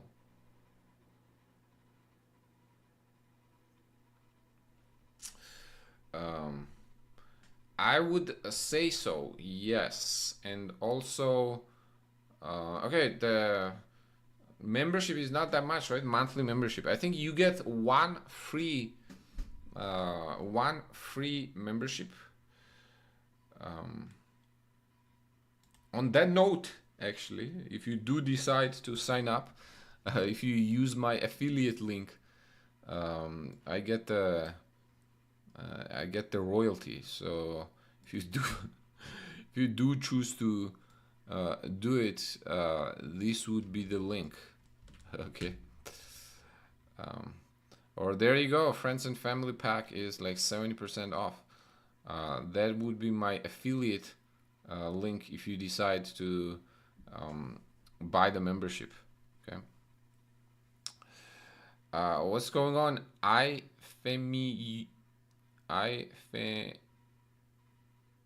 Muiva. Welcome, welcome. So basically doing puzzles, then playing games, but don't play too fast, okay? Don't play like 3 or 5 minutes. From the start, try to play 10, 15-minute games, okay? Longer time control games where you can actually think. And games don't go too fast, okay? Thank you very much. Thank you very much. I'm glad to see you here. But yeah, basically doing doing puzzles and then playing games and analyzing those games and seeing the game review where you make mistakes. That's probably the most practical approach in my opinion. Which level should we start doing Blitz? Well, there you go. There you go. That's probably a good goal. Okay, like Blitz is not for improvement. Okay, Blitz is for fun. Okay, Blitz is same as like scrolling the social media, basically. Okay, maybe a little better than scrolling the social media, but technically, like people argue that I'm on social media because I learn stuff on social media. Like I'm following some interesting pages and I get educated on social media. But we all know that's that's not what's going on, right? If you actually want to get education, there are much better places to do that rather than on social media, in my opinion. So the same thing, you know, like when we were playing Blitz, we're still doing like chess activity. So it feels like we're doing something useful for our chess. But a lot of times that can be counterproductive for our chess because we have to make decisions really fast. Now, once you're good at chess, then you can make decisions like fast. But if you're not good at the game, first you have to get good at the game, and then you have to think how to make decisions fast. Okay, it doesn't work the other way around.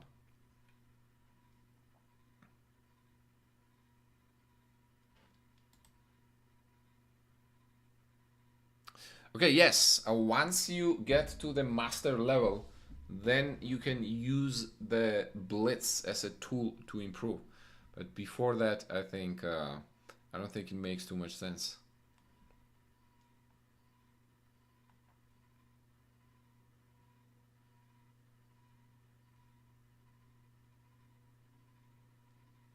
I would say about 1600 you can start. Like once you cross 1600, then you can start playing Blitz.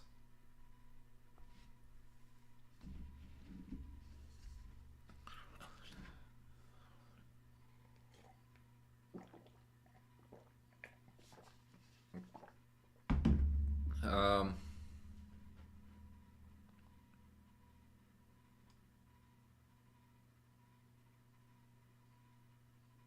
all right, Lost Kid was first. If you wanna play some games, Lost Kid was first, and then Femuiwa, then then it's you. Okay.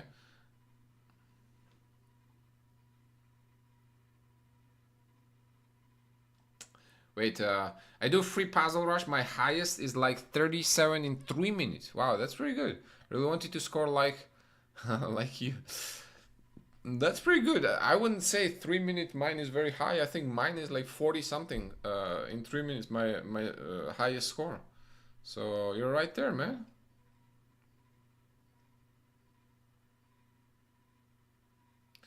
Which time format? Let's do 5 minutes.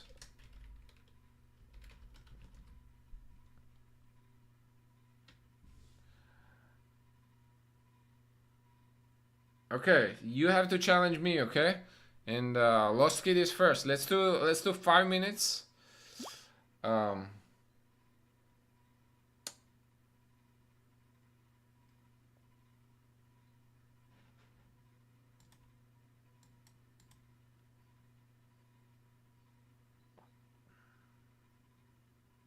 You like a rapid game if you don't mind. Okay, we can play a rapid game. That's fine.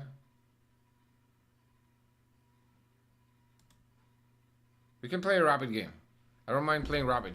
All right, send in challenges. I'm gonna use the restroom real quick. I'll be right back.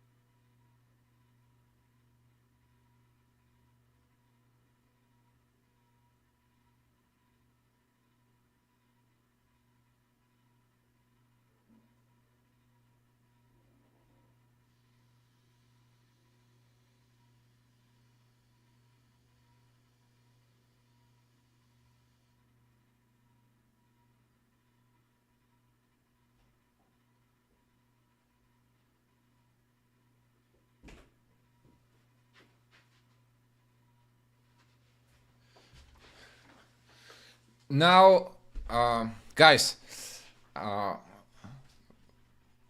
Femuiwa. Also, if you are into books, okay, obviously books help too. If you are into reading, I actually made a book recommendations list. Okay, so let me share that with you actually.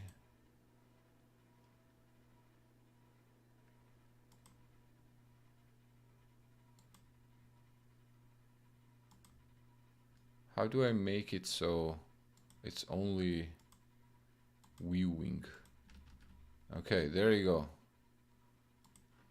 You can have the book recommendations list. I should make this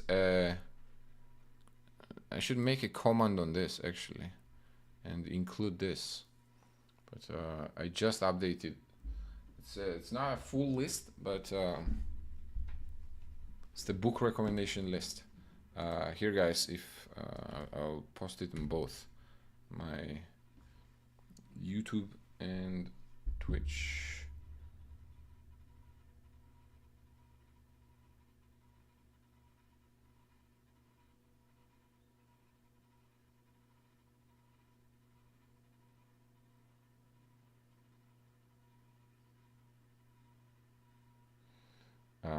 Give me 1 second, guys.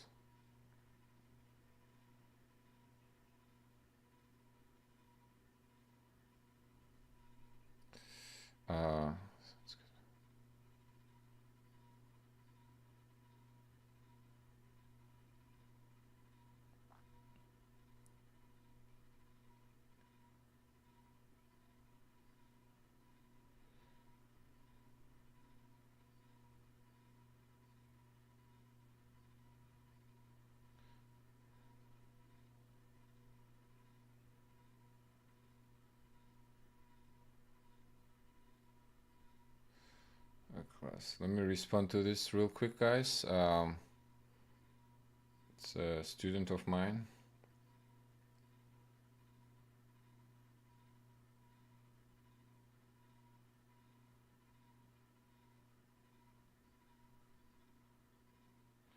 Let me copy.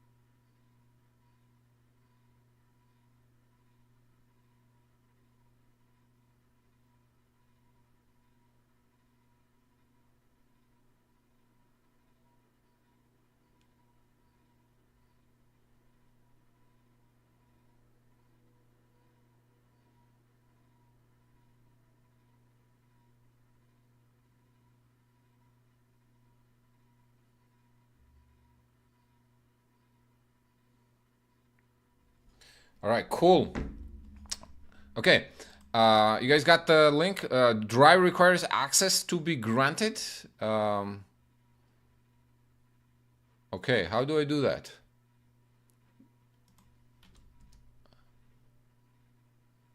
All right, there you go, guys.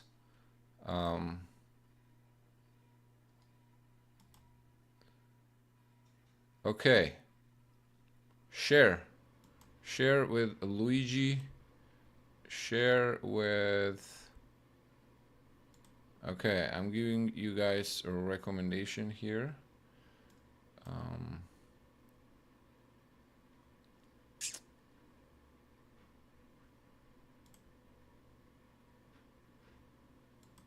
I think there should be a way. And Edilson. Okay, you all got the recommendations. Yeah, exactly. Like I should be able to set it to anyone with the link, right?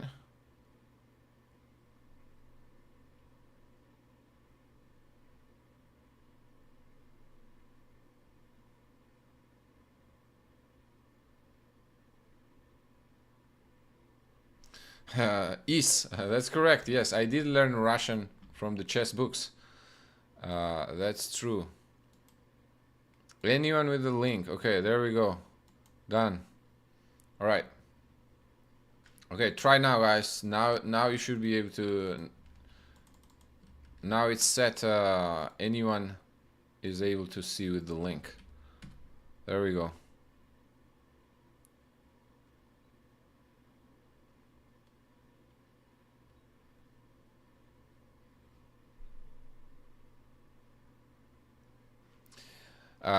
Yes, because growing up, I grew up without a computer. I got my first computer when I was already like 15, 16 years old. So I didn't have a computer before. So in order to get better, I had to read stuff, right? And there were, I grew up in Georgia. There were very few books, chess books on Georgian. So most books that I would get my hands on would be on Russian. So that's kind of how I learned Russian because I mainly read books on Russian.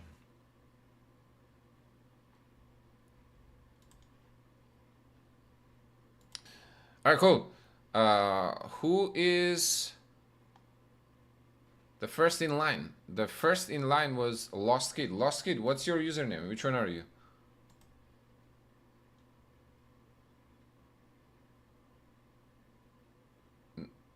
Are you Nakalit? Nakalit or Nakalite? Light? Nakalite?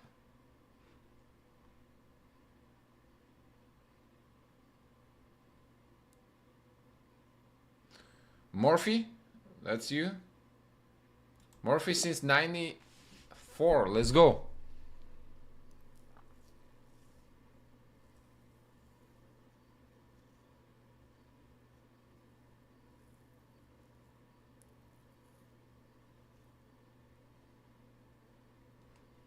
All right. Good luck, my friend.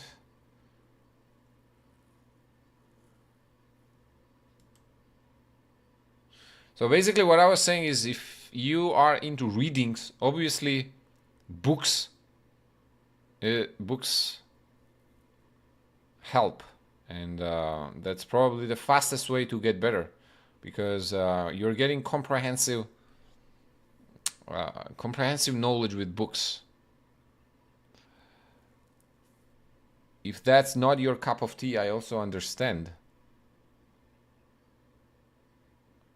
I also understand that modern day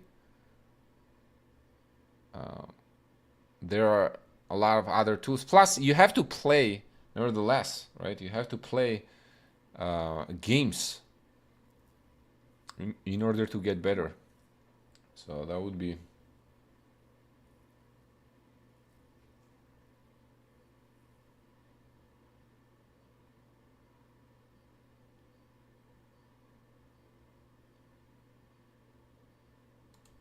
Okay. Morphe. I'm gonna go e4 against you. Scandinavian. Let's take it. And attack the queen. Okay, it goes back. Let's go bishop c4. c6, I'll develop my knight. Oh man, you walked right into it. My man. My man. Lost kid. Kiddo. You walked right into it, my friend. Do you see what the problem is here? Bishop takes f7. And now I can go knight e5 check. You always gotta watch out. When you put your bishop on g4, and when you put your bishop on g4 and the white bishop is on c4, you always gotta watch out for the tricks on f7.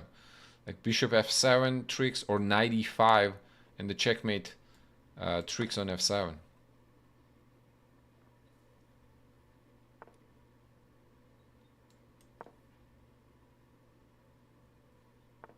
Now white wins the pawn and king loses the castle. So white is already here borderline winning.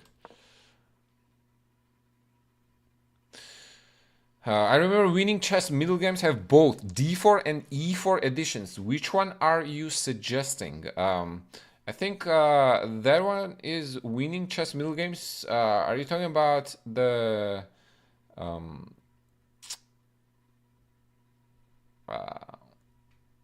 Ivan Sokolov's books? I think I recommend both. Okay, but I would start whichever you play. If you are an e4 player, then I would start with e4. If you're a d4 player, then I would start with d4 books.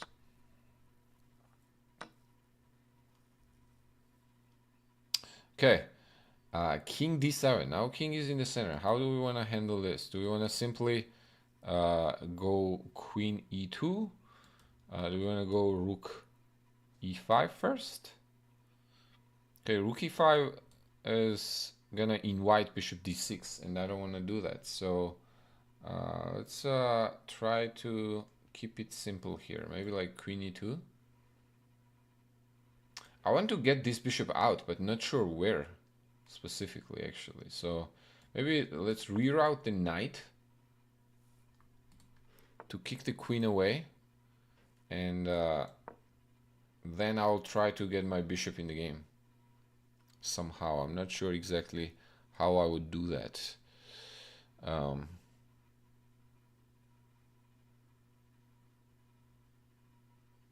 Okay, my YouTube chat is not very active, so I guess dual streaming is not that effective, huh? I have to choose one or the other.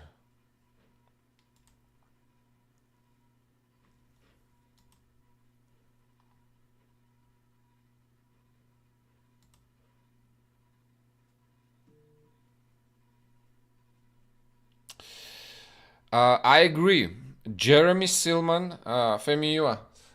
Jeremy Silman is probably one of the best chess authors, especially from intermediate level to little like towards advanced. I would say his books appeal to a lot of different rating ranges, which is very rare. You don't see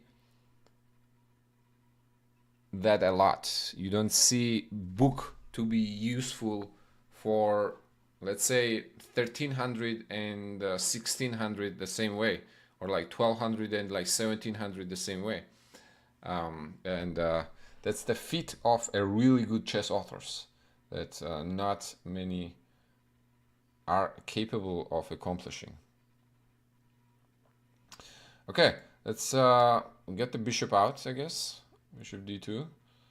Not quite the place I wanted to develop that bishop, but I don't see a better square for it. So let's just get it to d2.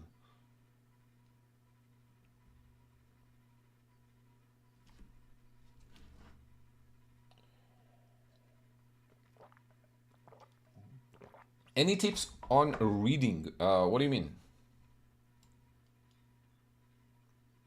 What do you mean by that?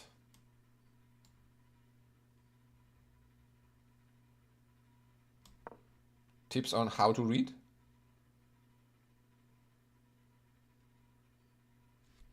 You open a book,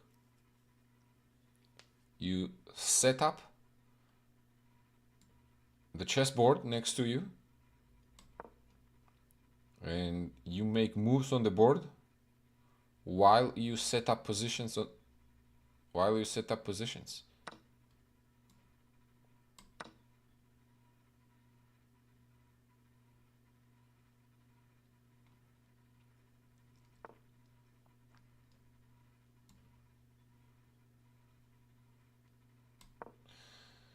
Yeah, that's why you set them up on the board. You set them up on the board. Don't be lazy, and don't think that you are saving time by not playing the moves out on the board. You want quality over quantity, okay? So don't cheat the process.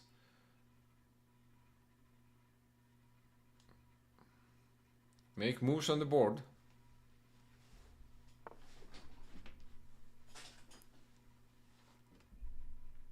And read through the lines. Okay, let's attack the b7 pawn. And if king moves away, now we're also attacking the e6 pawn. All right, takes, queen takes e6, queen takes d4.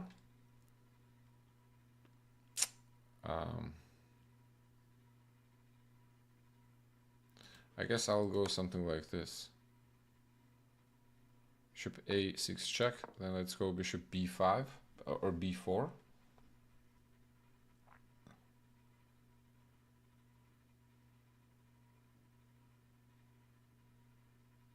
Isn't being lazy by not playing the moves in your head?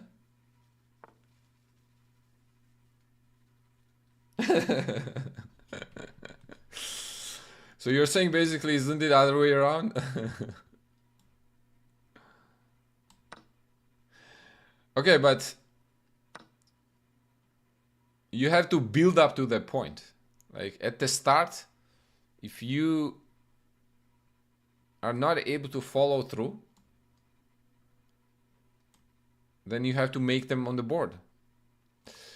Okay, now we could take on e5 and then take on f8. We could also get rid of the defender here and then take the rook. Get rid of the defender with a check, and then we can take the rook.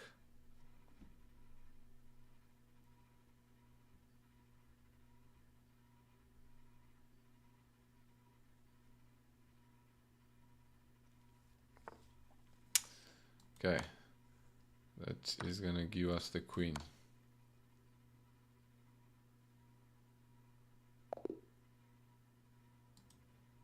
All right, GG's, good game.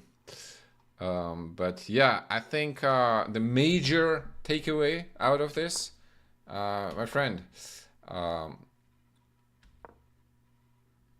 Morphy since '94. Always watch out for tactics on f7 when you play bishop g4 and the opponent has a bishop on c4. Okay, knight e5 and bishop f7 stuff. This is a very common tactic. After that, it was all downhill from there. Yes, Mega, I agree. Learning to visualize from one diagram to the next is good, but I feel like that is true once you are at a particular level. Let's say once you are past 1500, I'm gonna say. Let's put it that way. Once you're past 1500, maybe, you know? But if you're just starting out, it's gonna be hard to visualize, you know? So in that case, that's what I mean by don't just stare at the page. Set them at the board.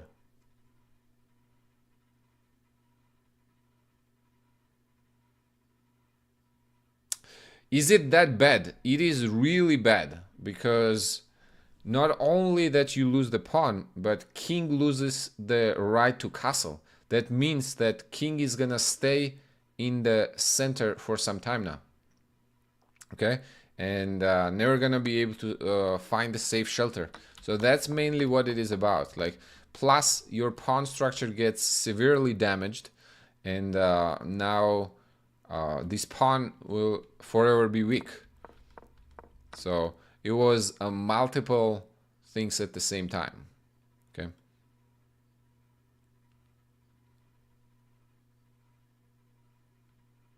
Which board size do you use for training? Well, you can see my board right behind me. So that's the board size I use. That's the board I use. My boy, Nico is here. What's going on, bro? Congrats on making Western Conference Finals. Everything good? Thanks. 35 like I'm KD. Let's go. KD to Dallas next season. And we have a Cooper flag now. Big time for sure.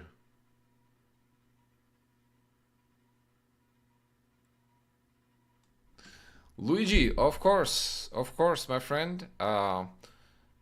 Nice meeting you, and hope to see you next time. Get some rest, and good luck with your chess.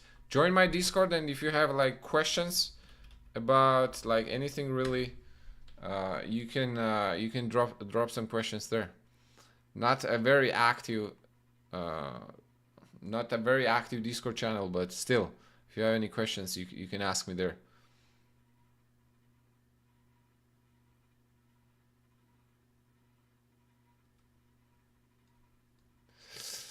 Pretty good, man. Pretty good. Getting back to over the board, Nico. This end of this week, bro, I'm gonna be playing Texas State Chess Championship. After 1 year of not playing classical chess, I will be back. So that should be interesting.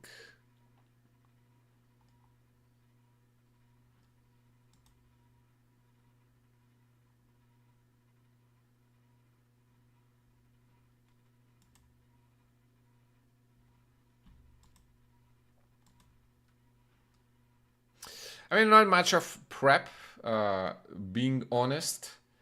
I just I've been doing some studies mainly, and trying to get my calculation to look like something.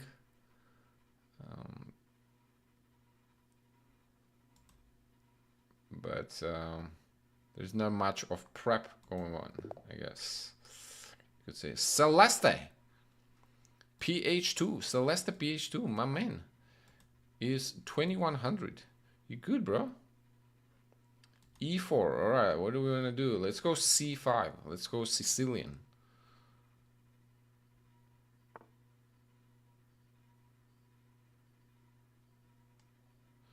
So play bishop on f5. Develop the bishop on f5 instead of going to g4. So and then play pawn to e6. So you don't get into trouble if you have been affected with that for like multiple times already. Nico, are you playing National Open this year?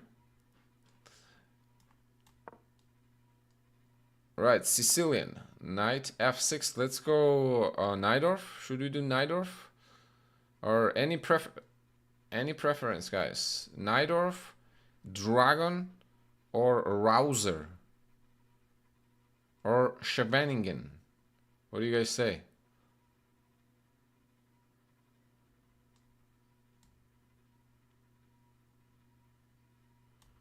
Dragon, okay. Dragon, Rouser.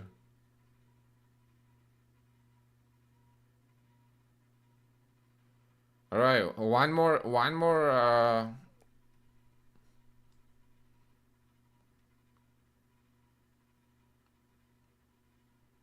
vote decides. Okay, let's go Rouser. Actually, I haven't played Rouser in a minute.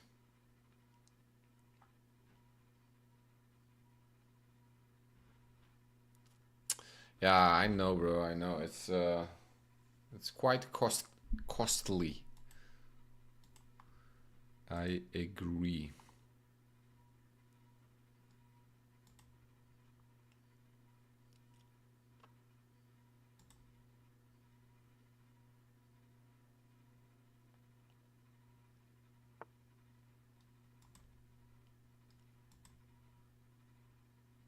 Okay, I cannot stop.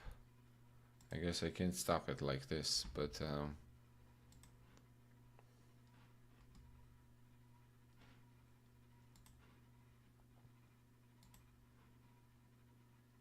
bishop e2.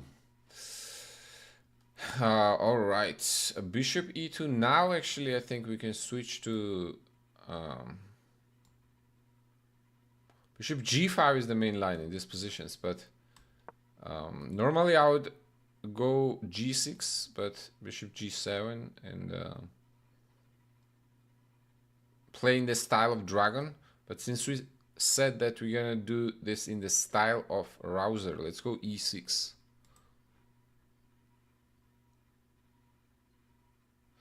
Okay, it's not really like everyone.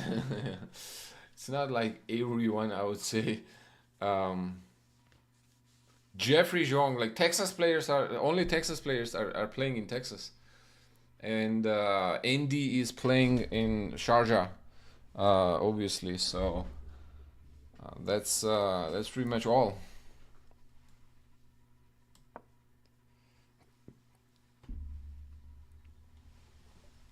Chicago also gets a bunch of strong players. Okay, short castle.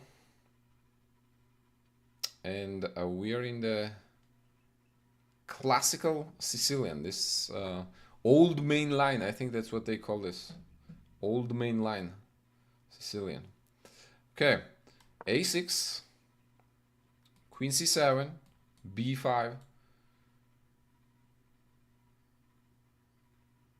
Antipo won last year. Oh, yeah, and Antipo is playing Texas State now. He became the new coach of UT Dallas chess team. So I guess he's promoting. I'll actually be teaching camps, like 3 weeks of this summer, with him at UTD this summer. I think June, mid-June is the first one.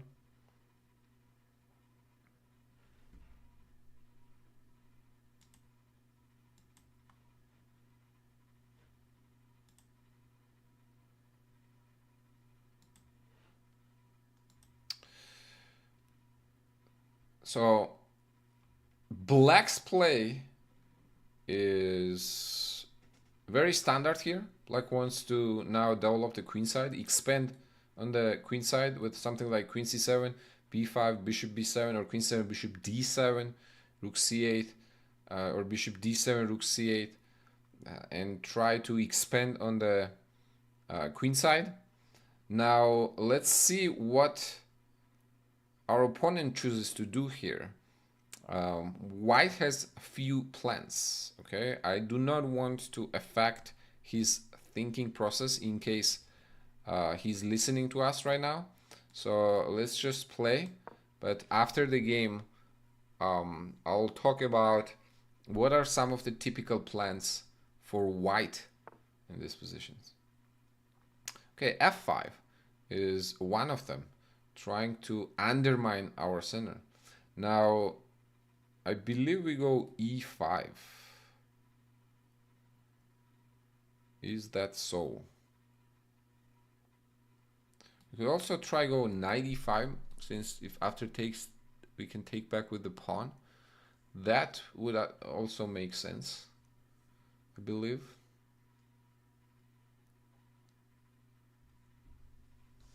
Okay, let's see what is white going to do if we were to go e5.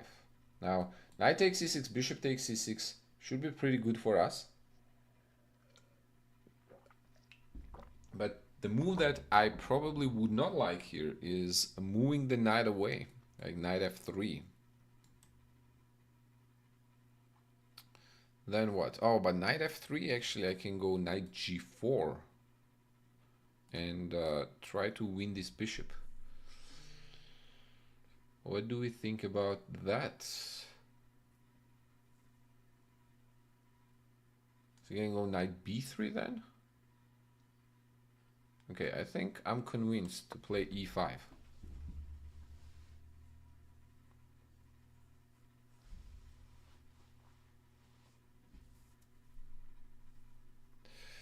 Yes, that is coming up.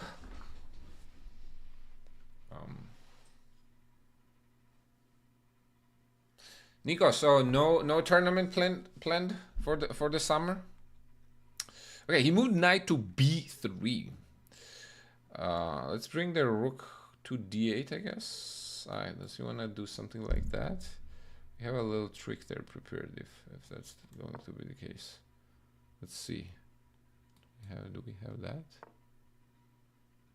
Not chess related. What do you play?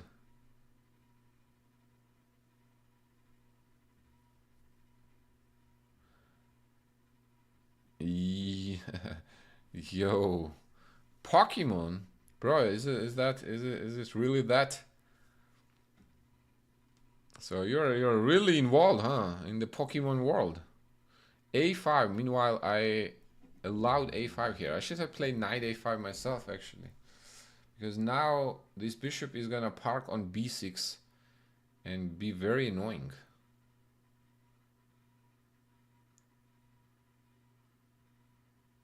So how do we deal with that?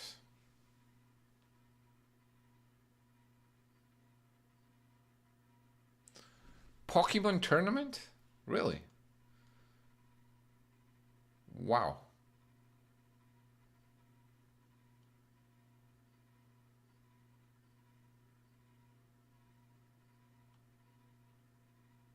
Okay, let's try to play h6.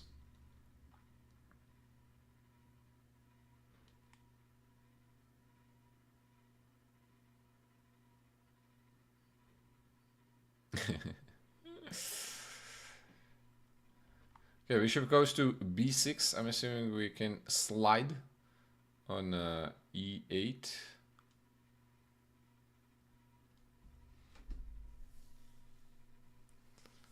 What's going on, everyone? Hope we are having a good evening. We're playing some rapid games here, trying to make it instructive. Let's see if we are able to accomplish that.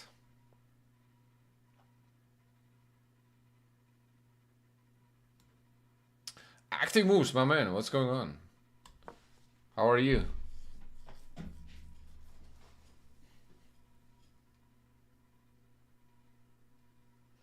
Well, good luck, good luck. What are the prizes? Are there prizes?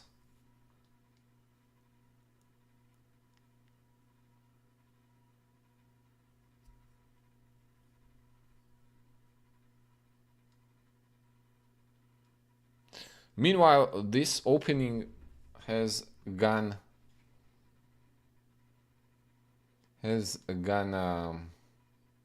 pretty bad.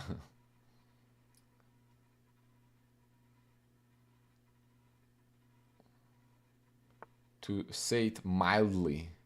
Okay, let's try to trade dark square bishop. That bishop is not a happy camper. That's for sure.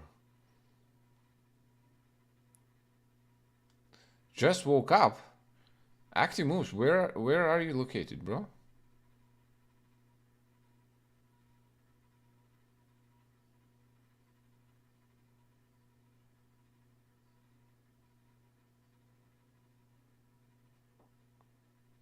Lots of card pricing for like top 256.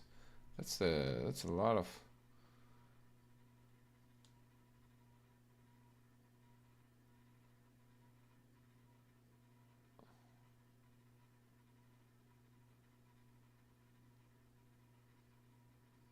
Okay, that's fair. That's fair. I had a little nap too, like 30 minutes or so.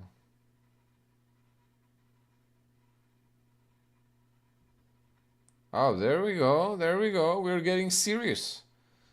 Chess base is the first step towards.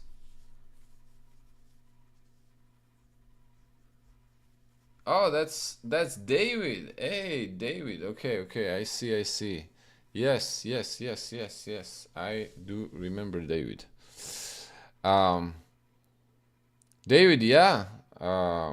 Good job getting chess base, man. That's the first step towards getting serious about chess improvement.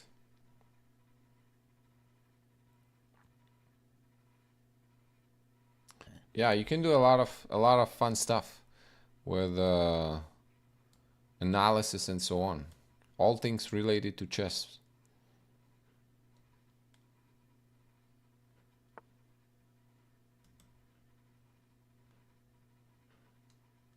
Oh, whoa, whoa, whoa, whoa. All right, all right, all right. What's going on here? We are feeling spicy. F6. All right.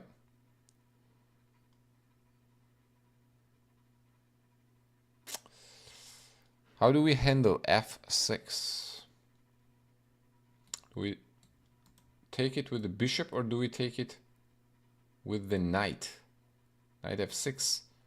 Knight F6, bishop G5, pawn takes, knight takes F6. Okay, no, I think I'm gonna take it with the bishop. Why is chess base so special? It's actually not really that special. You can do all the things online nowadays that it does. It's just a one comprehensive tool to accomplish a lot of things like game analysis, opening analysis, opening book, and checking the games of strong players. Okay, all in one place.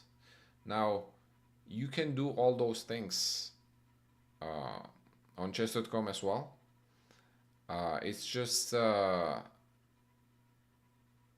all in one place there. So it's usually a little more comprehensive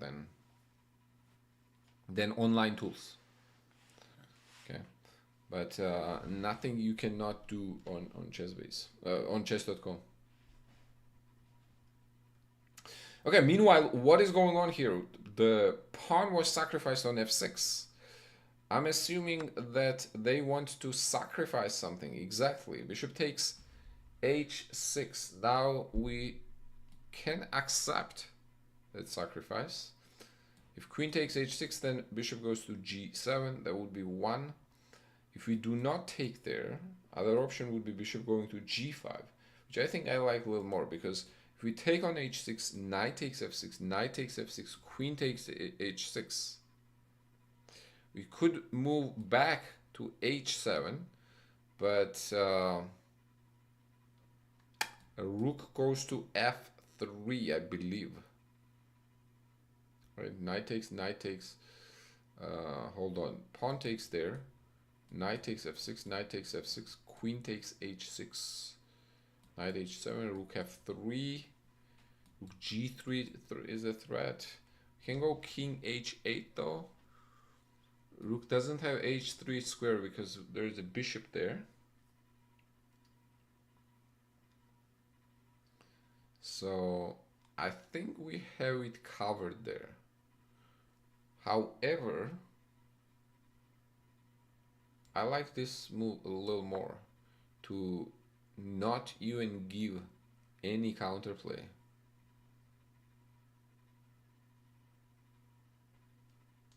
And force the trades. And now I'll take with the queen. It is an important element that my knight on c6 covers the e7 square, so there is no check on e7.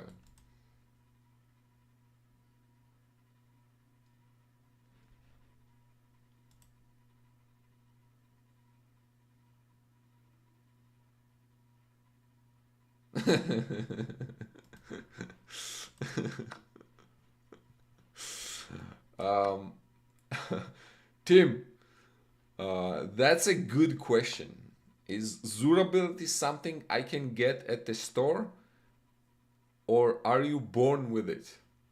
Man, I sense the implication. Um, well, well. You gotta be born with it. You, you can get other forms of durability in the store, but I'm afraid not durability.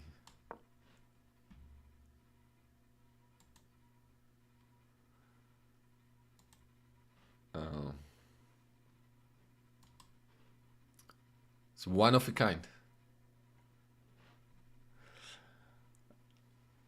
Okay. Queen trade now neutralized all the white's attack. So considering that our opponent is very low on time, and I think position-wise, actually, we are doing pretty good here. I don't think we're in any danger already, and our pawn structure is better. So let's probably try to trade there. Get the bishop on b5.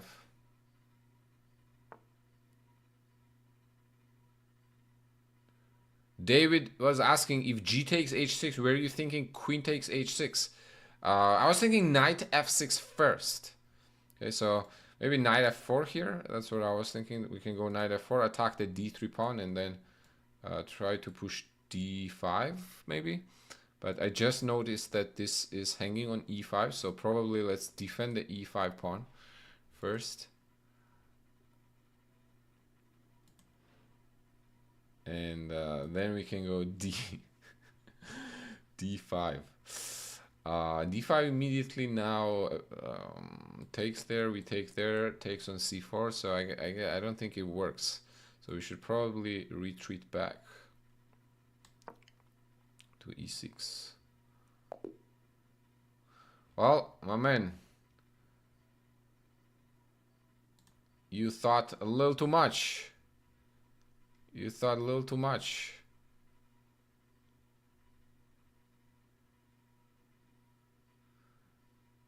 But good game.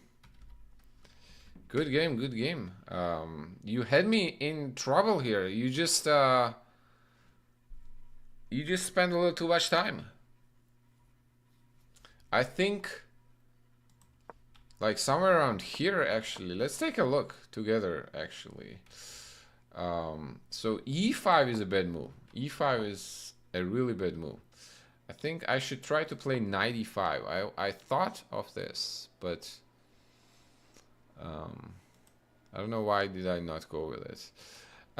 Is that like a spidey sense for for Spider-Man? Close enough. Close enough. And rumor has it that it could be used for chess too. You know, chess superpower. It could be sort of a chess superpower too. Rumor has it though. Can't speak of the first-hand experience.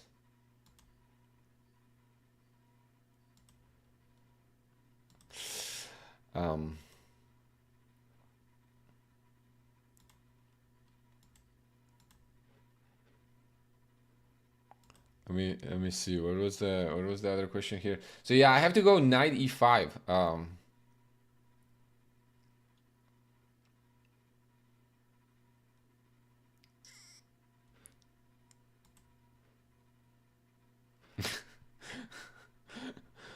Okay, we're getting distracted. Mega with the topic there. But yeah, e5 weakens the d5 square. So that's the reason why black would not want to. So e5 is actually a positional mistake here. I should play knight, park the knight on e5, probably play rook c8, make sure bishop doesn't get to c4 to attack my e6 pawn. So okay, I played e5, knight b3, and after a5, actually, I'm in a much worse position here. This was well played. I think you went a little crazy with f6, okay? There was no need absolutely to go f6. I was thinking actually a simple move like rook d1. Probably makes a lot of sense. You can try c4 or maybe like takes on g5. And if I take with the queen, then rook a d1. Because trading queens is not gonna make my life easier. d6 pawn is still weak. You can try to go knight b6. Attack my bishop, attack my rook on c8. My pieces are horrible. I do not have any good squares. And my d6 pawn is a backwards pawn. So it's pretty tragic here.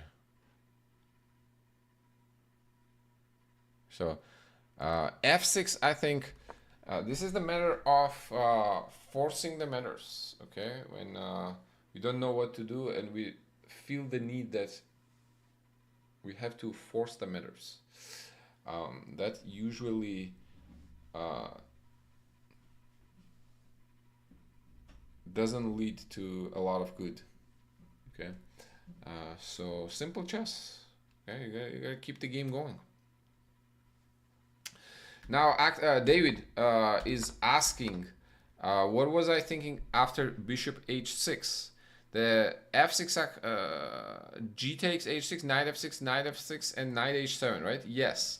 I was actually talking about that, yes. And I think I am pretty safe there. Queen h6, knight goes back to h7. But I was thinking rook f3. Although I can simply slide my king to h8. And there is no danger because rook h3 is not possible because of my bishop on d7. It's gonna be covering the h3 square. But still, I don't know. Actually, I don't know. Maybe like rook here, but I always have queen g5 forcing the trading queens. So I think this is winning too for black. Yeah, it looks a little scary, but black is safe. I'm gonna play queen g5 next, rook g8 probably. So there is nothing else. There no danger, and I can even be as courageous as go f5 and open up even more files. Okay, but oh wow, bishop g5 apparently gives up all my advantage, and now white is still better here. Okay, so instead of bishop d3, maybe knight d2. Wow, I thought this was still good. Okay, obviously I realized it's not winning, but I figured this has to be a little better for black. Apparently it is after bishop d3, but you were too low on time here already, so I figured that would decide the game. Okay, after this f6, there was a question there. Can f6 be avoided? Can we avoid moves like f6? I'm a big fan of moves like f6 actually. Why should we avoid it?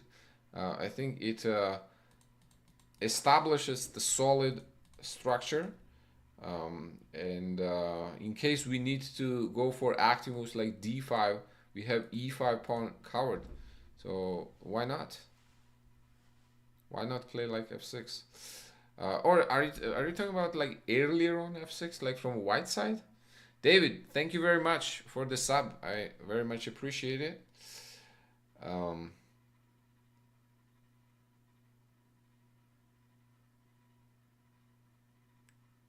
Thanks for being here, and thanks for the support.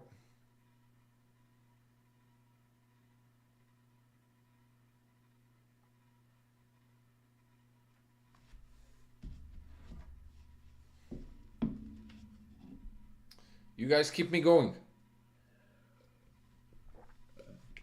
And you're very kind to me, even though I'm not streaming nearly as often.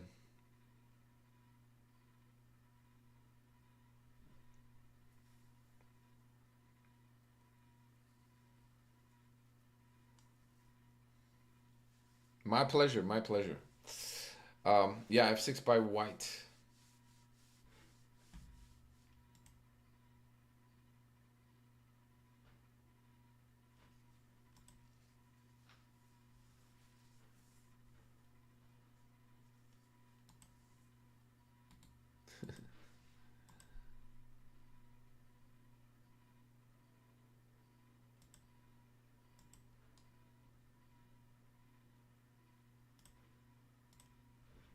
Okay, were there other people in the line? I don't think we had people in the line, did we? Should we get a rematch? Was there any other questions that I missed or I ignored? I don't think there were questions from YouTube.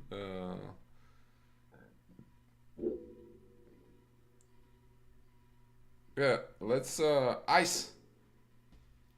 Okay, let's let me do the game with ice and Celeste. Is that your actual name?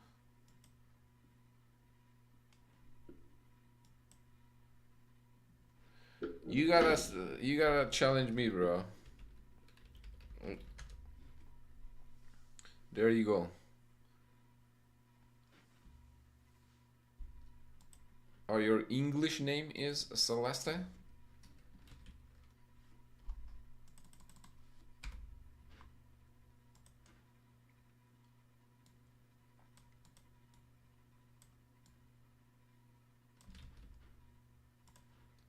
Here we go. If someone wants to challenge from the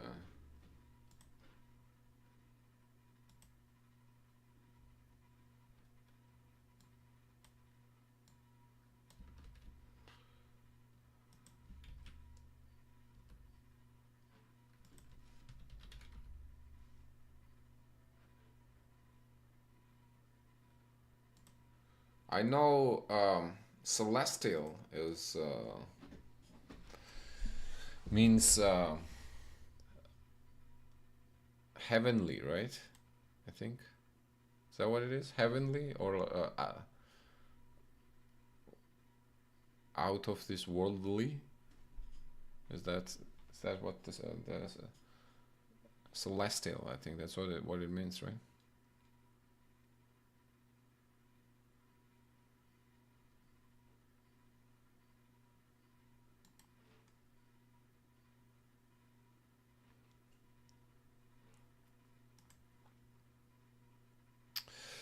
Could you please show me how you would proceed in the same position if you were playing with white? I would just play, instead of going f6, I would probably most likely take on g5 and play rook d1 or go rook d1 immediately. Like, I think rook d1 immediately, that's probably the simplest. Okay, not forcing here, not forcing the mirrors. If you take bishop e3, then like queen takes e3. Then you are threatening to go f6. You want to go knight b6. If I take knight a5, I can't take knight a5 because takes and there's knight e7 check. Yeah, playing against the backwards pawn and improve your position of your pieces slowly. Like doubling up maybe rooks on the d file, establishing firmer control on d5. Already you have a pretty firm control of the d5 square with the knight, but maybe double up the rooks. So when the knight moves, then there's no way to defend the d6 pawn.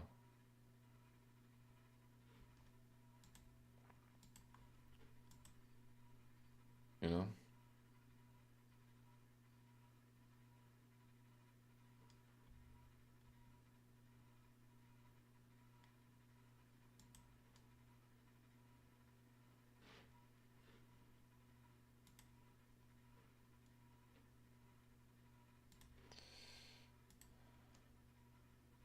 Okay, how can I...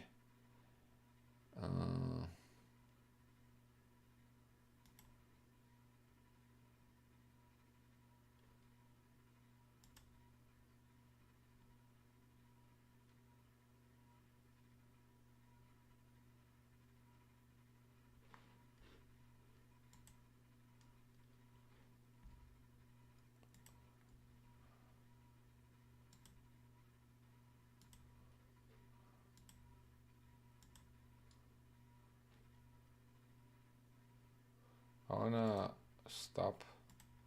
Okay, I don't know how to stop streaming. And I wanna stop streaming on YouTube and stay on Twitch or only. But I don't know how to do it. You sent the challenge? No, I cannot see it.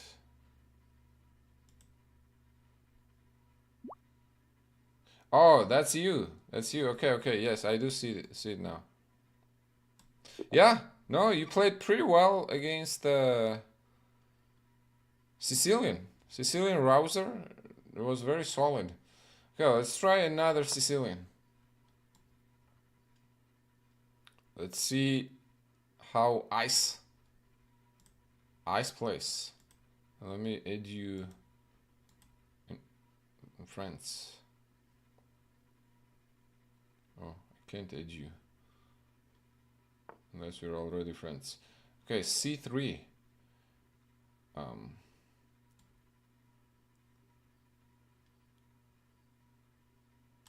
Let's go D5. Alapin Sicilian. Okay, normally I play like knight c6 and stuff, but I think I'm gonna try a simple setup here, knight f6, and against d4 I will let's do knight c6. Or should we take in bishop f5 or bishop g4? Let's do bishop g4.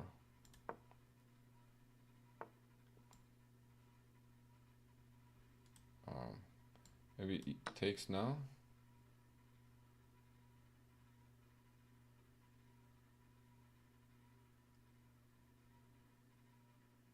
You play Sicilian exclusively against e4. Okay, okay. Okay, now we need to play e6. So when queen goes there, we can retreat our queen. Move the queen to d6.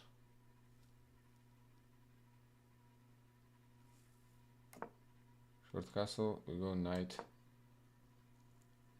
c6. Next is our kingside development. We're gonna go bishop e7 and probably go short castle. Okay, knight b5. At b5, I believe we gotta go back all the way to d8. And if bishop f4, since the knight has moved away from c3, now we can attack the bishop on f4 while defending the c7 square. Bishop goes there. Now we can... Actually, we could have kicked this knight away first before trying to finish our development with bishop e7, but I think this works too. So the bishop back.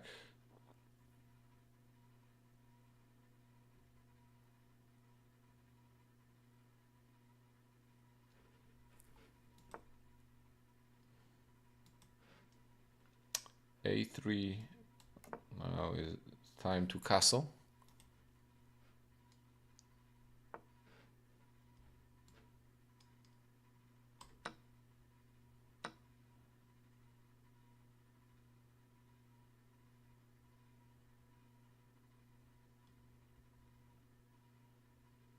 Okay, now how do we do this? Do we go queen b6 or do we go rook?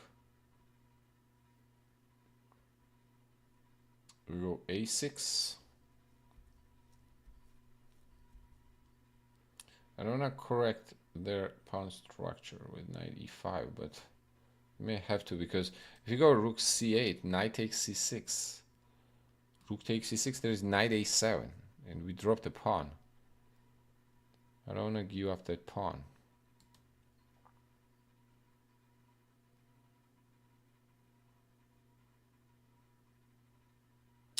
You could try a6, knight c6, pawn takes, knight back to c3.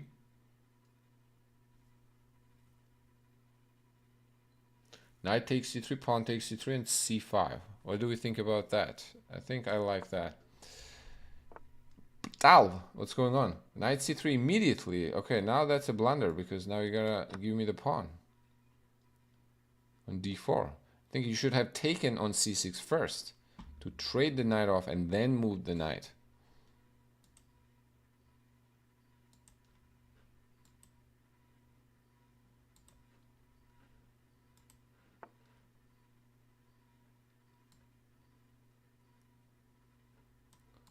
Okay.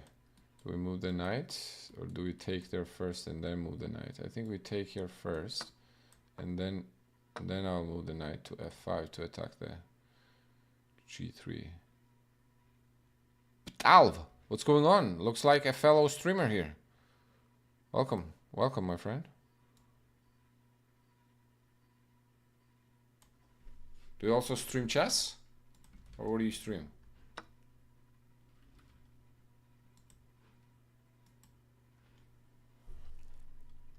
Okay, queen takes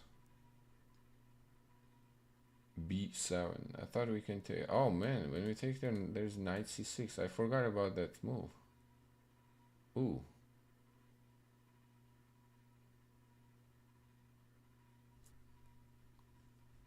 That's not looking fun.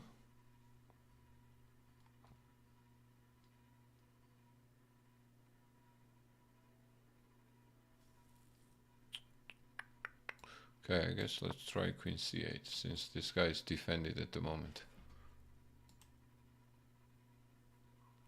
Queen c8.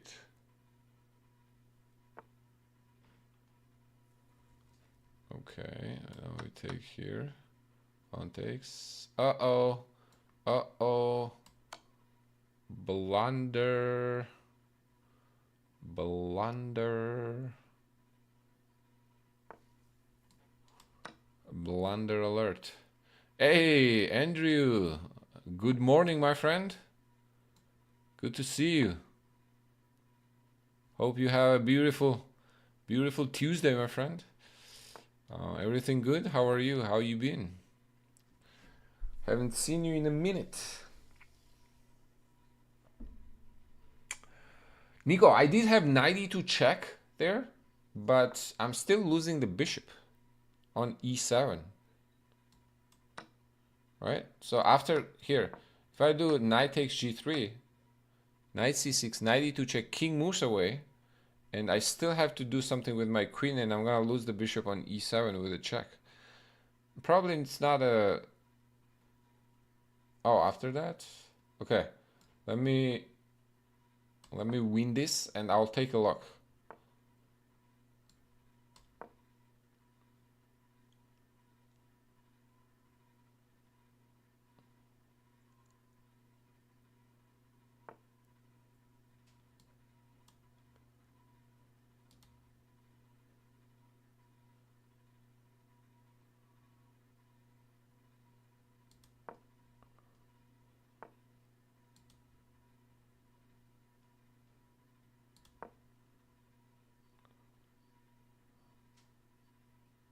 Okay, how do we win this?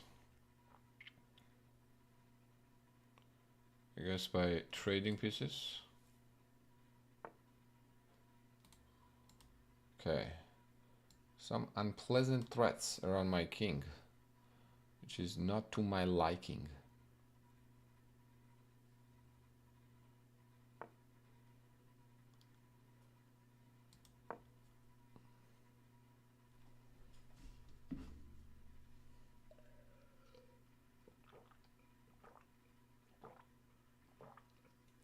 So I'll...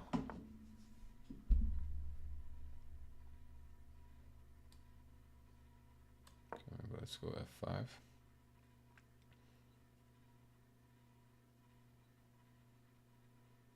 Fine, thanks. Been looking after my parents' cat. Still?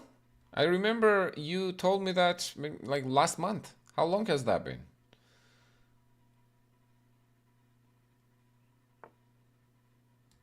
Can we try to trap this rook?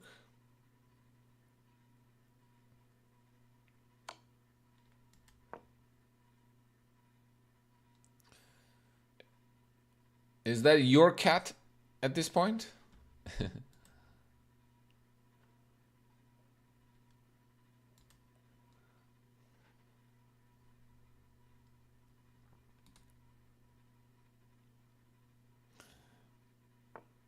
Yeah, I think the rook is in trouble.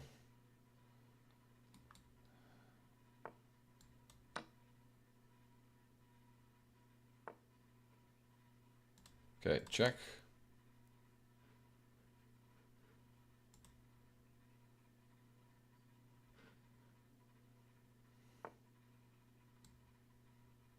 Check. All right, and then we'll take the pawn too. So yes, what happened in this game? Let's take a look. So Alapin, I played one of the main lines pretty much with bishop g4 and then put the queen on d6, queen back, knight d5. Okay, pretty equal. Position takes a6 knight. So here I think this was the critical moment. Instead of knight c3, it takes on c6 first and then moving the knight back. I think this makes a lot more sense. Yes. And then we are in the equal position. I was planning on taking on c3 and going c5, but you can just go rook d1, maybe takes with the rook. Queen b6 or a5. My pawn structure is a little better, but it's just one weakness, and only one weakness does not lose the game, as they say. You know, so with the correct play, you should still be able to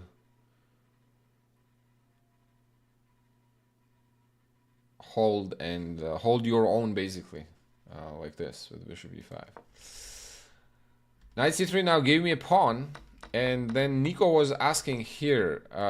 You're asking Nico, knight takes g3 here.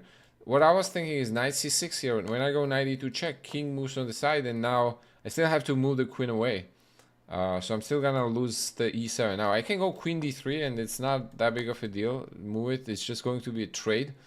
But I guess I figured I could have traded the queens, and obviously then f takes g was the blunder. But here, like queen c5. But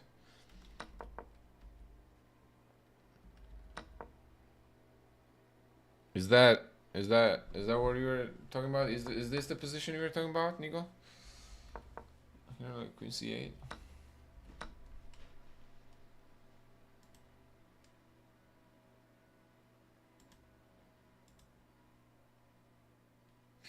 Andrew, has taking care of dogs or cats made you a dog person now? Are you a dog person now?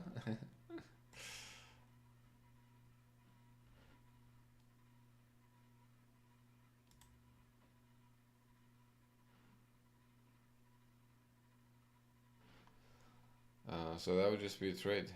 Good game. Good game. All right, let's do a rematch. Let me grab a snack, something. I'm actually getting quite hungry.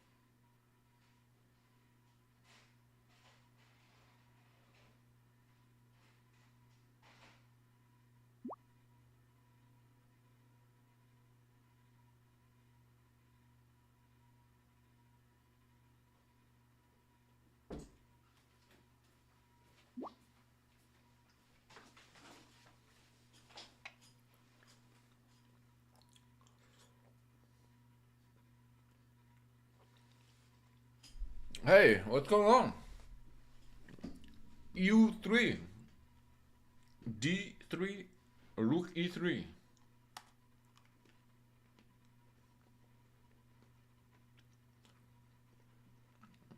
Welcome. Welcome, welcome, welcome. Nice to have you here.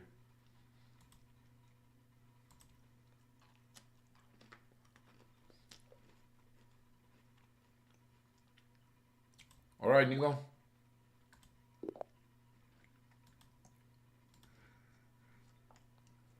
Okay. What do we play? E4 or D4? Let's vote. E4 or D4?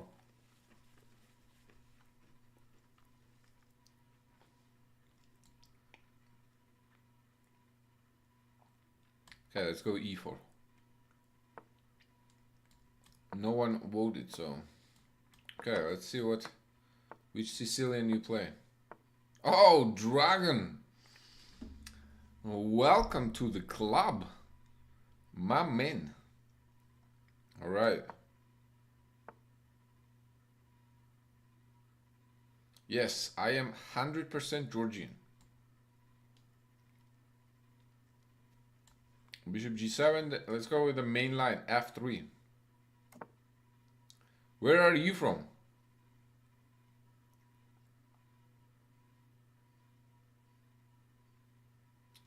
Short castle. Now, there are few main moves. There is Queen D2. And there's Bishop C4. Queen D2 allows Knight C6 and D5. So I'm going to go with the main line Bishop C4. Try to stop black from going D5. Knight C6. I'll go Queen D2. With the idea of going long castle next move.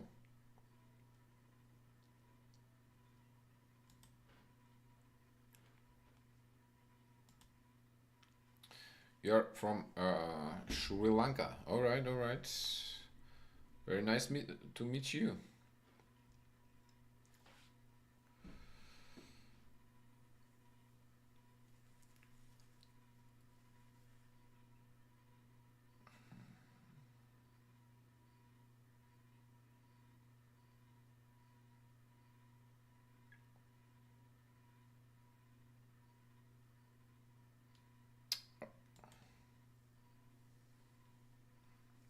Alright, let's see which line. Bishop D7. Okay, we're still in the main line.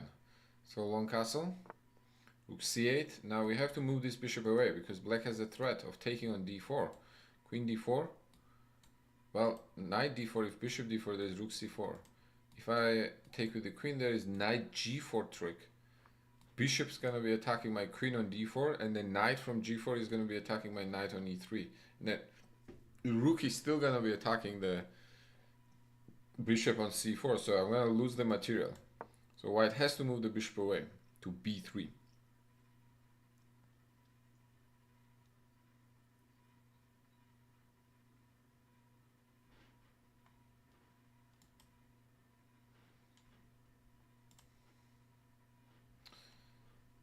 Now this is the main line of the dragon opening. Okay, as they say, the old main line. There are few ways black can play this. I'm assuming this is the main move, but I don't want to spoil it for my opponent.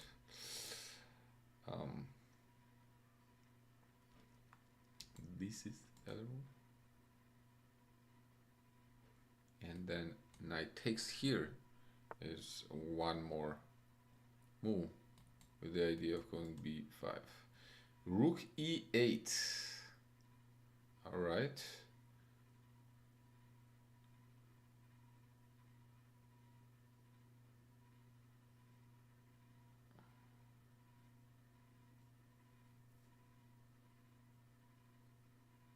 I think I have 3-1 against Levy. Rook E8. That's a little bit odd. A little bit of an odd move. Okay, I'm assuming you want to get away from bishop h6 so you can move your bishop. All right, let's get started on our kingside expansion. Start with g4 because h4 is likely to get stopped with h5. I think in a 3-0, I have three. I'm up a little bit. I think I have 3-1 against Levy, but he whooped me in bullet once. I was playing very slow back then, and he was, yeah, he's pretty good at bullet. But I have a plus score in Blitz.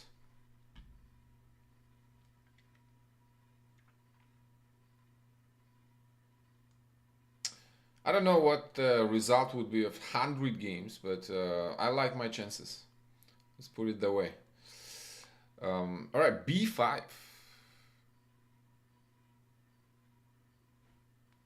Are we ready? Do you guys think we're ready? For H4, A5, H5, A4.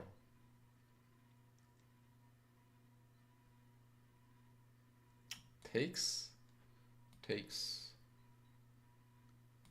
King H8.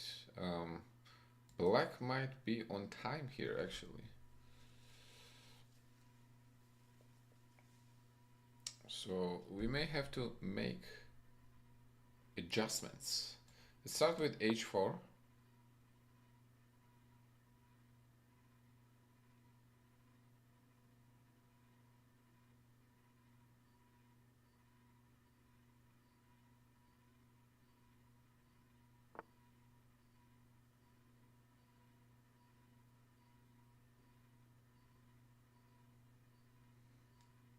Now, H5, A4.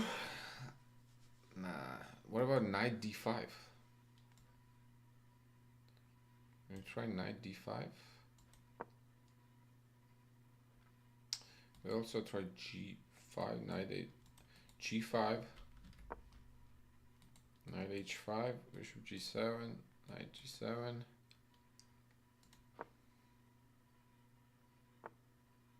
Okay, knight here.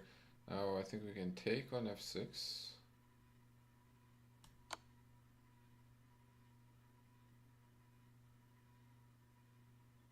How is he gonna take? That's the question. Is he gonna take back with the bishop, or is he gonna take it back with the pawn?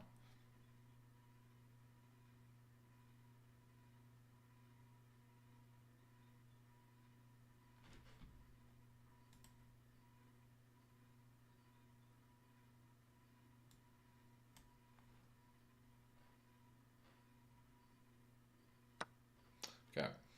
If black takes with the pawn, now D5 square frees up. When the pawn was on E7, back on E7, when you go bishop D5, I was worried about this move E6, and my bishop may have gotten trapped. With the pawn on F6, now bishop is in no danger on D5. So now I can relax. He's probably 2500 level in over the board Blitz. Yeah, we have played a lot of tournaments together, so I'm aware.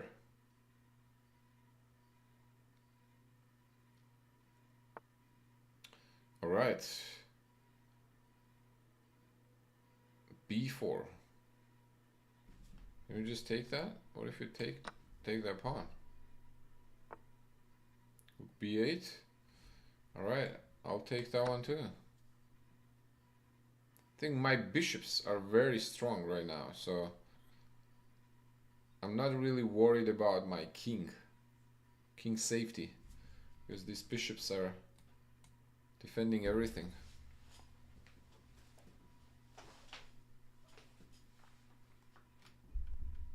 If bishop takes F6, was not your bishop gonna get trapped? Yeah, exactly. It was getting trapped if there was no bishop takes F6.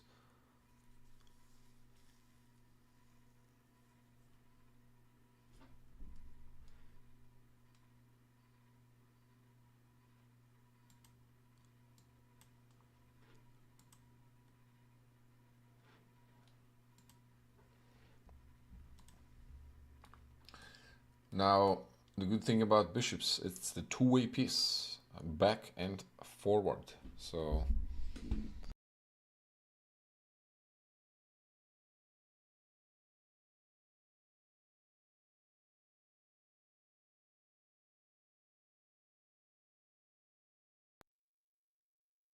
I should be back now. Am I back? Is my sound back? Hello, hello. Test, test, test. Okay, I think it is back. Yeah, it shows here that it's working. All right. All is good. All right. Medic's Life. Welcome. Good to have you here, my friend. Can you explain why you don't trap the knight with g5? You're talking about here. Why did I not play g5? Why did I not kick the knight away?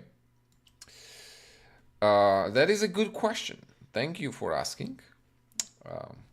The reason why I did not play immediate g5 is because the knight is gonna go to h5 and it's gonna block my pawn on h5. So I want to open up the h file. Okay, I want to play h5 and keep the option of opening up this file so I can use it to checkmate the king, basically attack the king. Okay, if I push g5 immediately here, I believe that was possible and it would be quite good, but I did not want to close the h file. I guess that would be the ultimate answer. Hello? Yes. Let me finish up this game. Okay?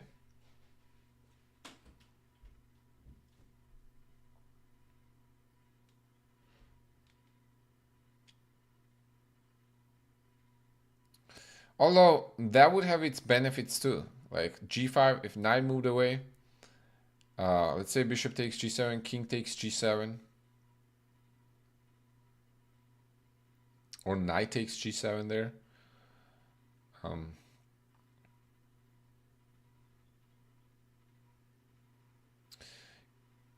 Maybe we could like, but I don't see immediately how I could attack the f7 square. Knight of Brights, I usually don't, my man. It's one of those days.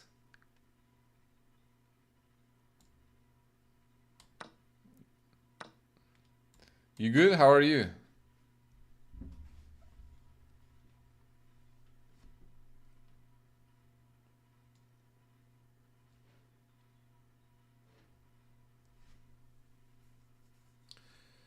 Okay, now that's a few too many pawns. Medics. Also, after knight d5, I'm clearing the d5 square for my bishop. Okay, and if I don't clear that square for the bishop, when they play a4, my bishop on b3 is gonna get trapped. So I wanted to take on f6 and force e takes f5, so then I can comfortably land on d5. Because after a4, when I go bishop d5, e6 is gonna trap my bishop there. So I want to have a counterplay, and that is not going to be the case with a4 here, because as it happened in the game, I take and then go bishop d5. Now let's take a look after the game here to see what I would have done if knight takes d5 is played by black. I think that would probably be the best response.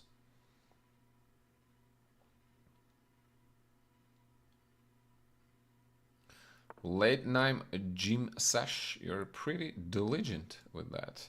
Okay, now since this bishop is pinning the king, taking on g6 is, I think, a mate.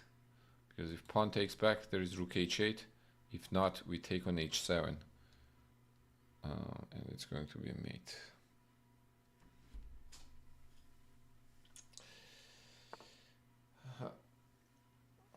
Okay, that stops the mate from one side, but it doesn't from the other side. So bishop f7 would still be a mate, my friend. GG's. Brights, did you find any over the board tournaments? I remember last time you told me you were looking for over the board tournament. Okay, let's take a look. G4, knight takes d4, bishop takes d4, b5. So if you are going for Topalov variation, Celeste, if you're going for Topalov variation, you should do that without rook e8. You don't need the rook on e8. You take on d4 immediately and then go b5. This is the Topalov variation. And it's actually somewhat unclear. Gawain Jones has the book on that, actually. His recommendation in Dragon is this Topalov's variation. But if both sides play correctly, it leads to a draw. Okay, I have that book right here, actually.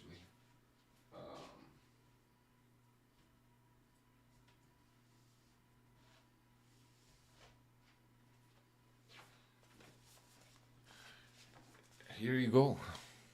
There you go. Gawain Jones, the Dragon. I am actually a Dragon player myself, or used to be. So I've been pretty into Dragon. I've seen a lot of different versions of Dragon. I've played a bunch of Dragon myself and done a bunch of analysis on Dragon.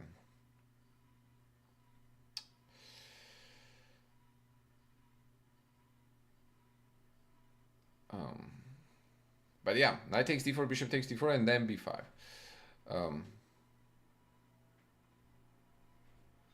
Loranity, what's going on? Looks like good to see you. Good to see you. You just lurk. You just lurk.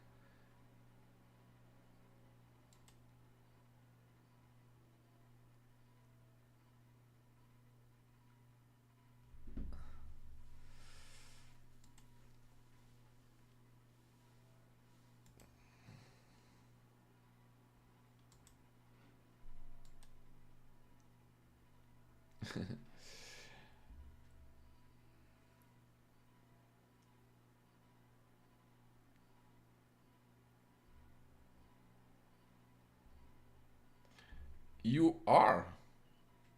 All right, very nice meeting you. Do you still play? Do you still play actively?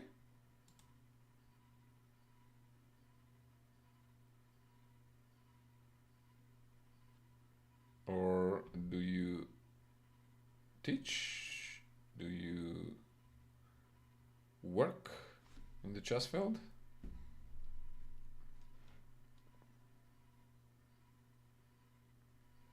Let's go. Let's go. That's great. That's great. That's great. Any tournaments planned? Where are you from?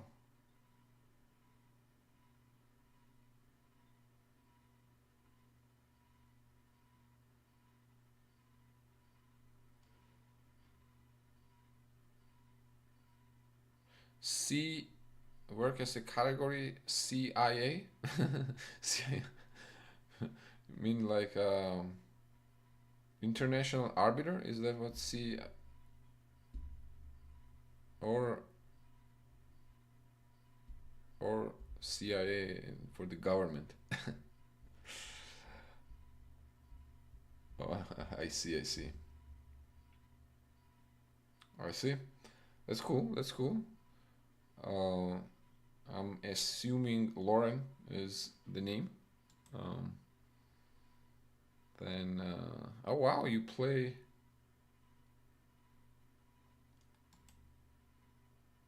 Oh, you stream Risk. I just take a look at your. Okay, all right. We gotta make sure we check out Lorenity's channel. Fellow title player and poker enthusiast. Likewise.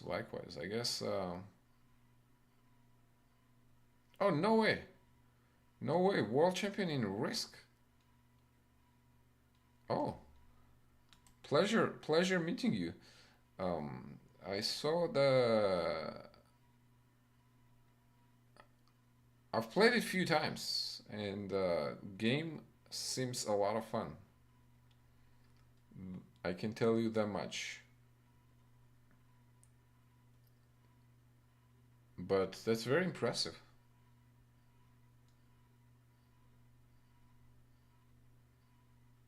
Is there a big risk community?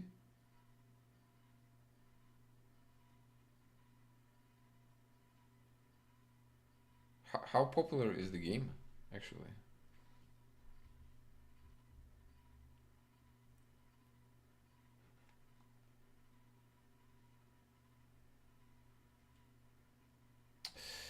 All right, Femi Yua, my friend, jump on my Discord. Um, I'm not super active there, but I'm always there. And if you want to talk in private, we can talk there.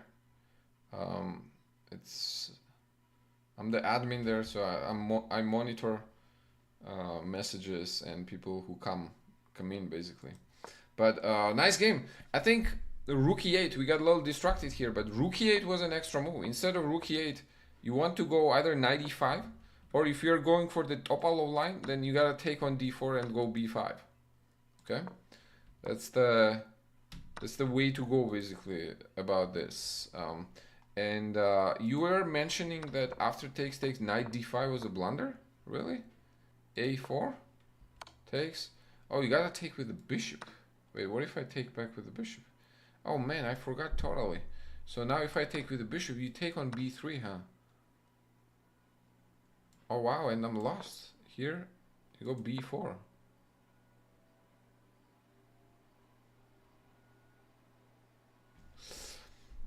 You got too obsessed. Yeah, c2. Oh man. I did not realize I was in trouble here. So actually, and if I take bishop f6, actually, earlier on there was the question by medics, why did I do that? And that was the reason. But apparently, that was wrong, because now if I go bishop d5, I believe you have e6 or takes on d4 and then e6, and now my bishop is in trouble, and my attack is not fast enough here to justify sacrificing the bishop. Like rook here, rook b7, I take there, you take fg, and now you gotta have the rook coming in to defend the 7th rank.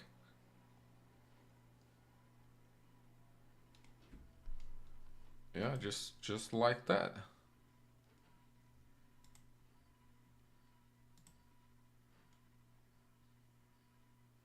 Wow.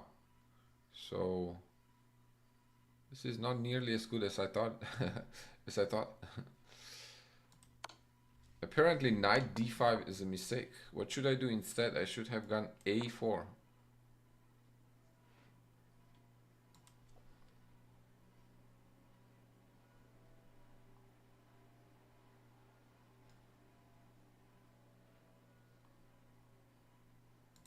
Yeah, I agree. Here, I probably do have some compensation, but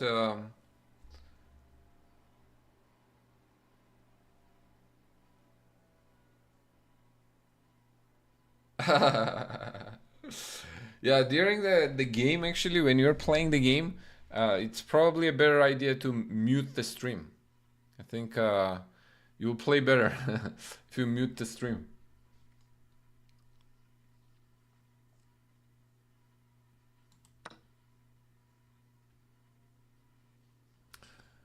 But yeah, after this, I think, man, you're still in the game, actually. Bishop e6, it's not nearly as bad.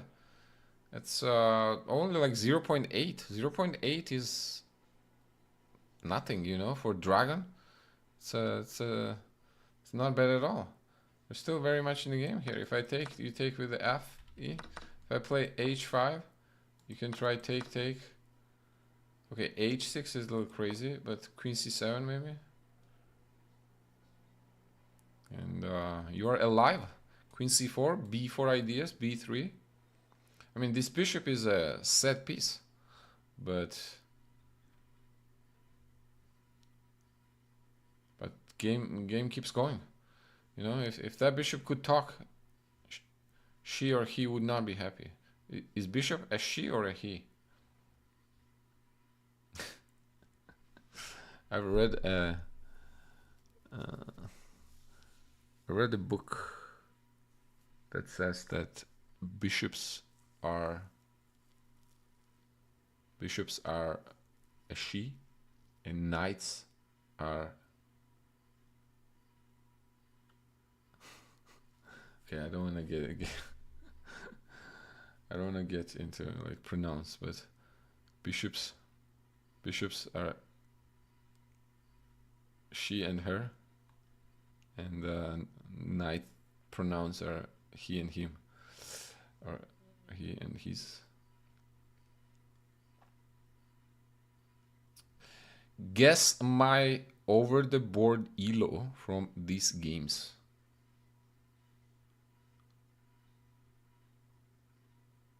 1800, 1850.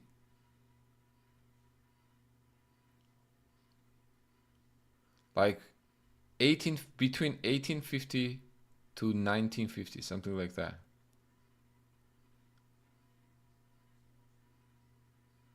Okay, I'll narrow it down. 1850 to 1900.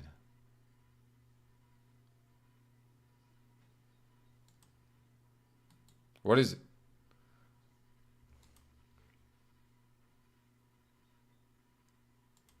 I should actually never. I have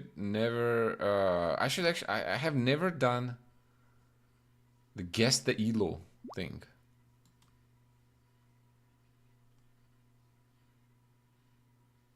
Hey, Andrew, guys, hold on. You should, if you haven't checked out my YouTube, you guys should check out my YouTube. Okay, I don't post much, but I aspire to do so. I just got my first member on YouTube. Andrew, you are the first member of my YouTube community. Thank you very much. I very much appreciate it. I am not sure what to expect there, but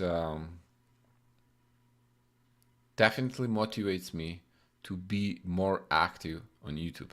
Okay, so thanks a lot, and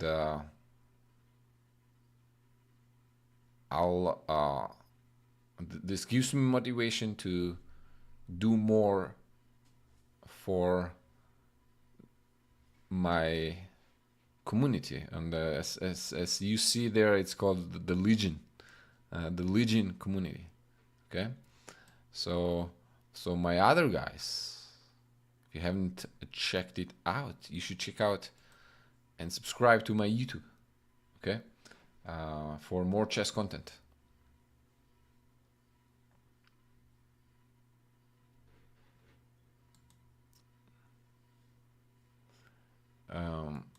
I definitely will. I will. Thanks again. That makes me want to now do more member content. Recently starting over the board, played 10 games and just got up to 1600. I would say you are definitely underrated at 1600. Okay, I would say I would give you more for sure. So that means that you should play more. Where are you from? I'm assuming US, but where in US are you from?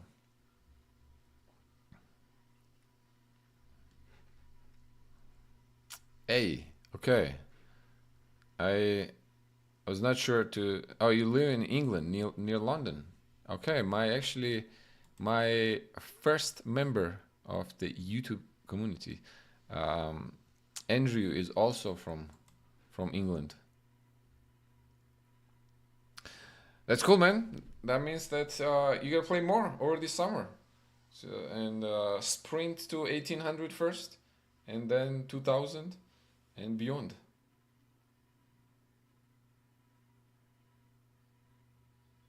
How goes my over the board rating climb? Man, it is non existent. Because I haven't played in a year, man. Over the board tournament. And on that note, actually, this weekend I'll be playing my first over the board tournament after a 1 year break. Okay, last time I played was actually also Texas State Championship, which did not go well last year. Well, I got the second place actually. But, I guess it's not too bad, but I was the first seed, so getting the second place is not much of a feat. But this time I'm seed number 5. Jeffrey Zhong is playing, Antipov is playing, Mikhail Antipov, and 2 other grandmasters. So I'll be starting. I'll be starting as the 5th seed. So let's see how that goes.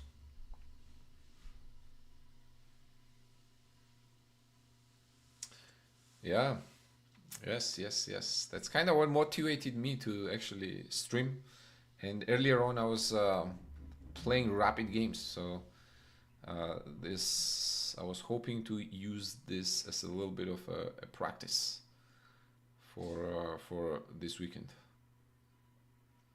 Okay, play some, maybe not super serious, but somewhat serious games. Yes, that's the lifelong quest to push 2500 and claim the title. Okay, I don't want to consider my. Okay, I'm not gonna say it, but yeah, that's a lifelong quest, basically. Easy 100 points in the championship. Well, it hasn't been super easy for the last 7 years or so. But game never stops. We gotta keep pushing.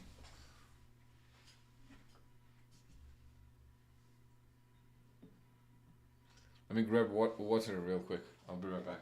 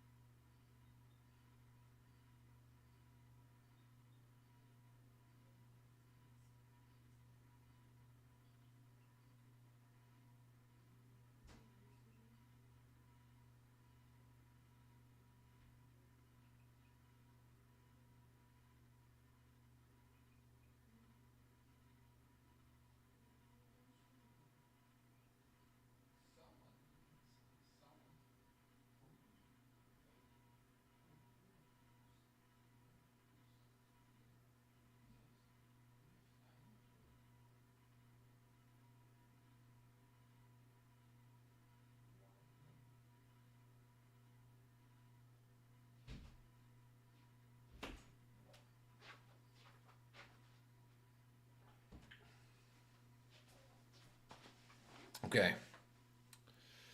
All right, all right, all right.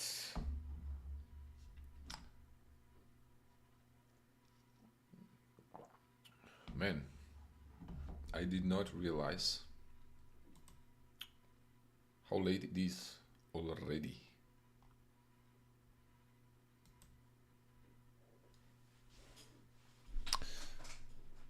Okay. I think I'm gonna try to take it towards the end.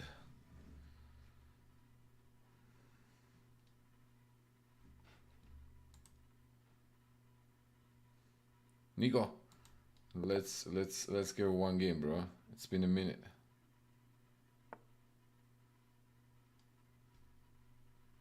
E4. Okay. It's the Sicilian. Okay. It's the Sicilian quest today, so let's go for some more Sicilian.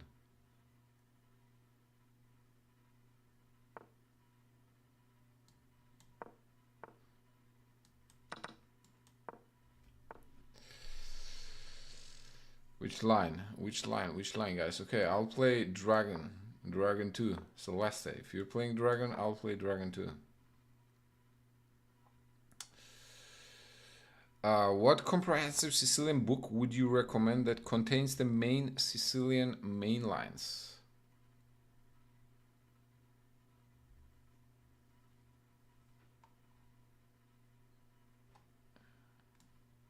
Okay, let's go knight c6.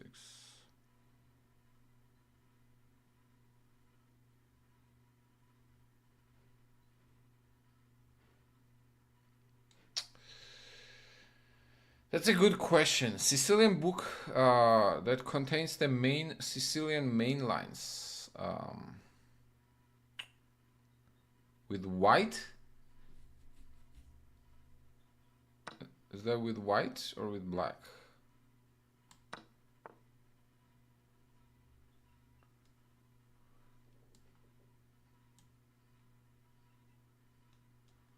We go rook b8.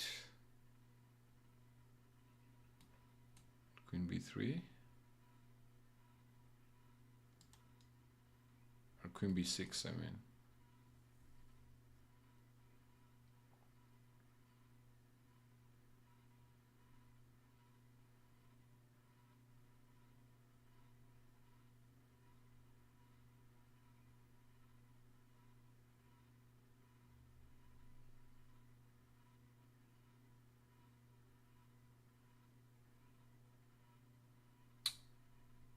Maybe rook b8. Long castle, and then we go queen.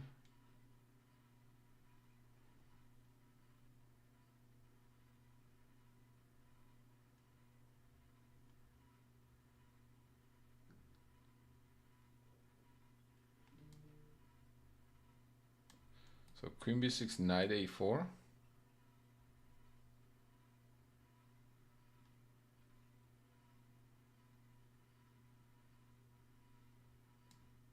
I guess let's go rook b8.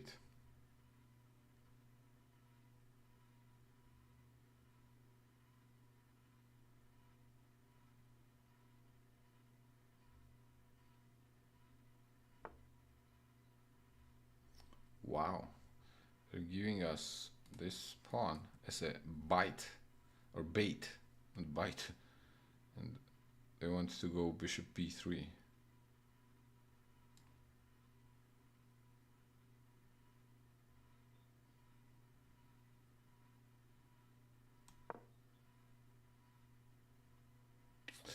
That's a tricky question, Celeste, because you have to, like with black especially,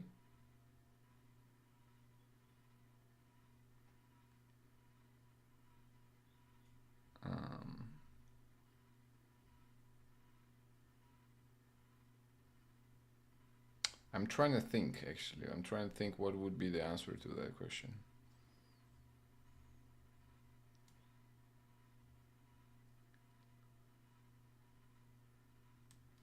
Bishop this way or bishop this way?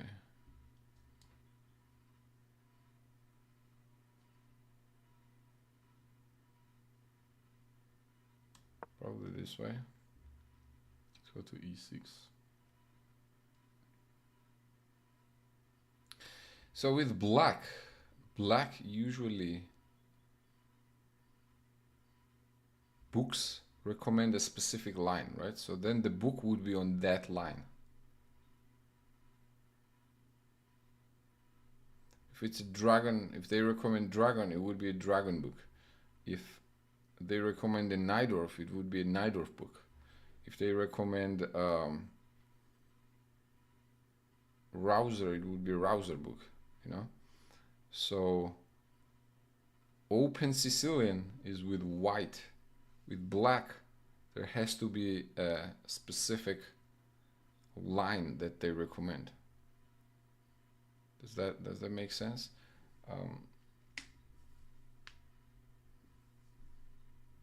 I can't think of an open Sicilian book for black that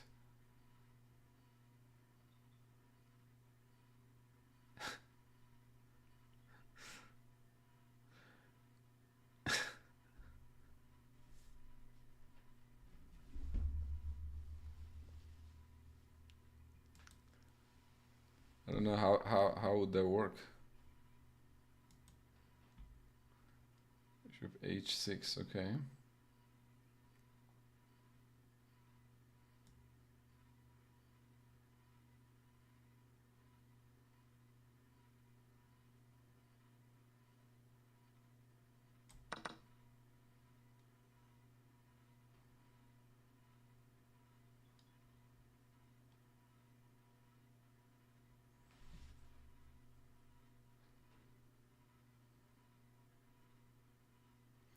Miraculous chess.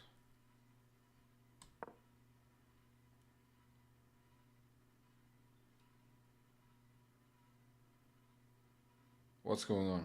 Miraculous chess? How are you?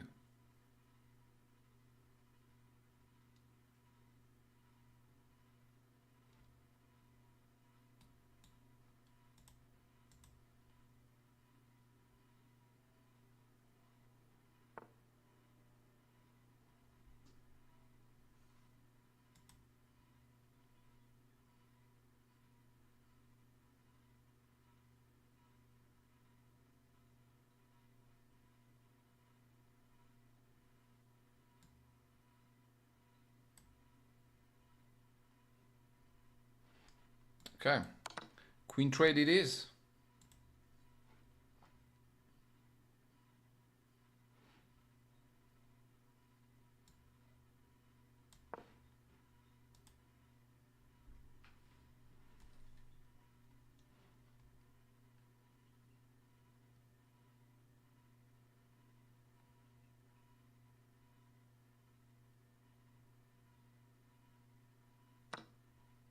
Okay, takes.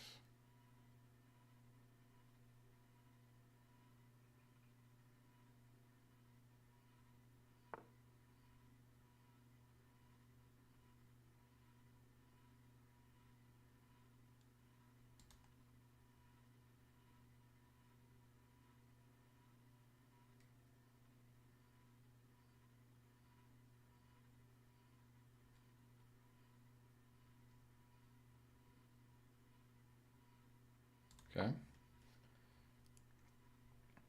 An interesting endgame. Oh, great, great, great. What's your pick? What is your pick?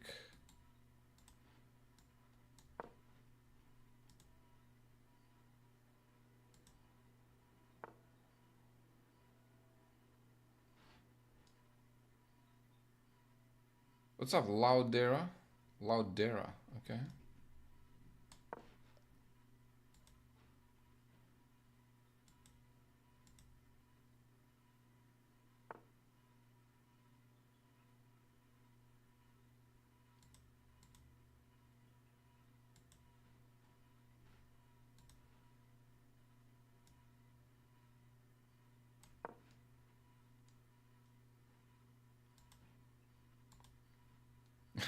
Lauren, actually, I just realized our names, like Zurability and Laurenity.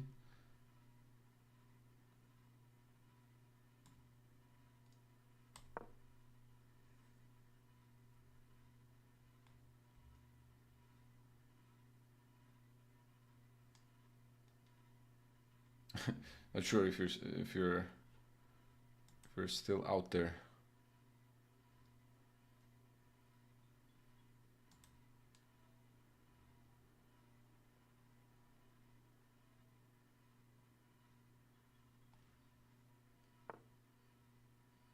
Okay, knight d3.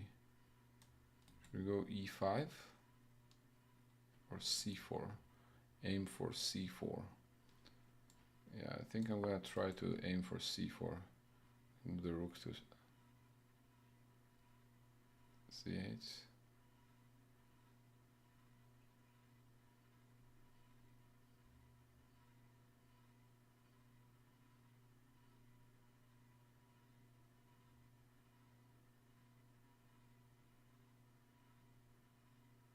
Is there more of those difference in IM versus something thinking? YouTube vids per chance? Okay, okay. Yeah, I've been getting a lot of good feedback on those videos. I've been getting asked to do more of those.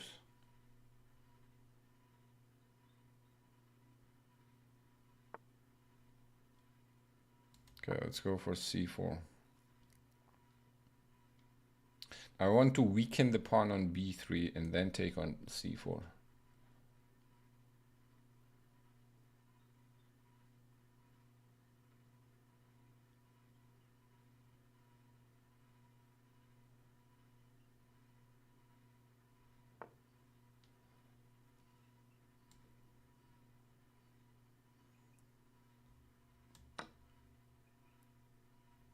Why not? Why not?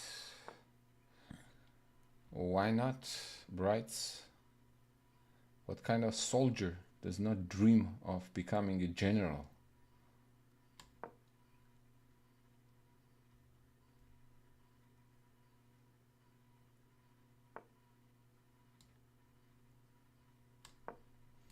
Let's go to a3.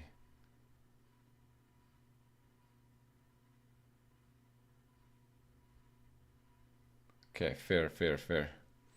I guess what you're saying is you have more priorities in your life.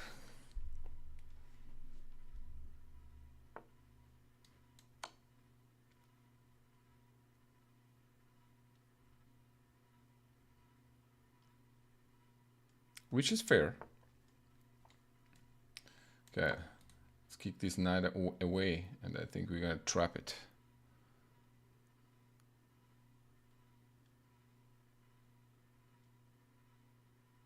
Yeah, makes sense, man. Makes sense. I totally feel you.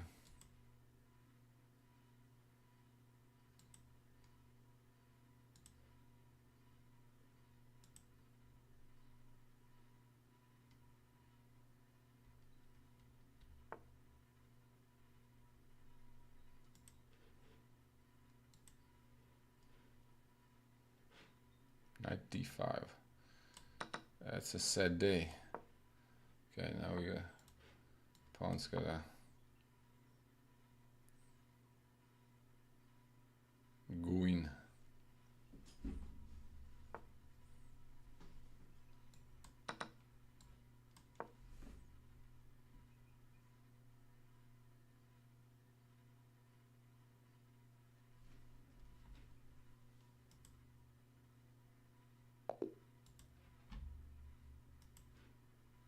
GG's, Nico.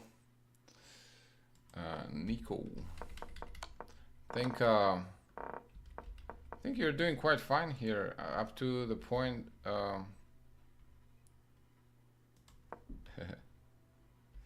GG's. I think somewhere around here. Maybe allowing c4 was the mistake. I think maybe going back knight b2 to stop me from playing c4.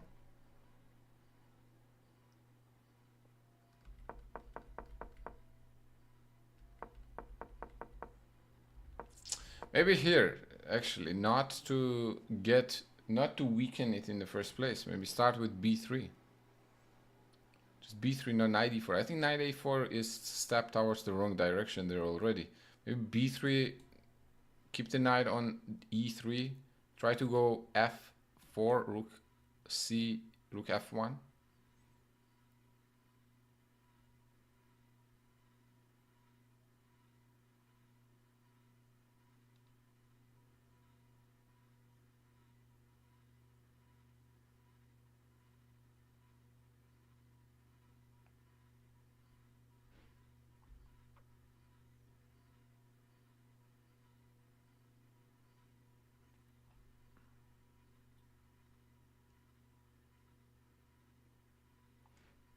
Yeah, I think mainly a3 was the issue actually, because a3 is gonna weaken the b3 pawn. I think mainly that's what it was.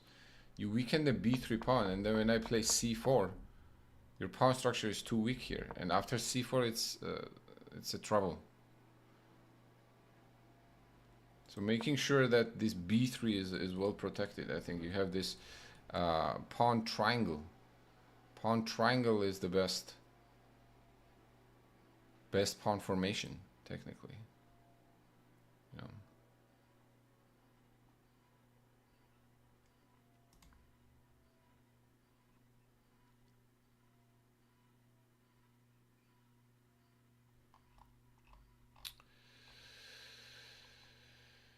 All right. Good game, bro. Okay, I think that's the double air pawns. I know there's center pawns, but still. Yeah, no, I think it's very even game up to this point. I think it's very even. Queen d2. This endgame should be equal. I don't think I am much better. Computer says it's like 0-0s.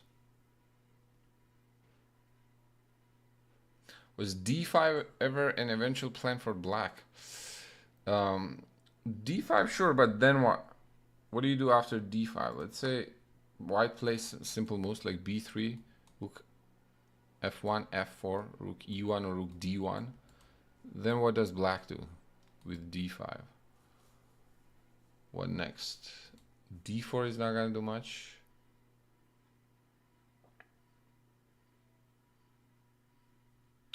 Taking on e4 is never an option. That's gonna weaken my pawns even more. So I think d5 is only gonna weaken my pawn structure here.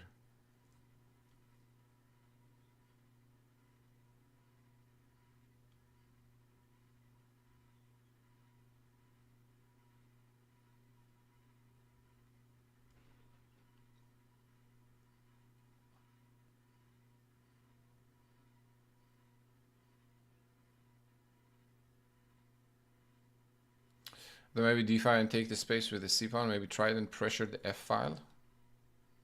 Okay. Yeah.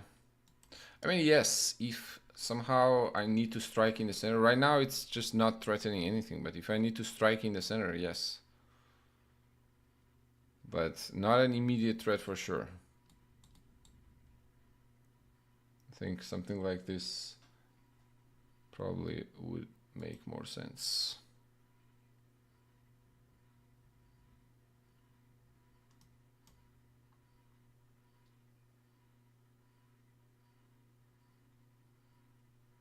You know, like what's the follow-up? That's what I would be thinking. Okay.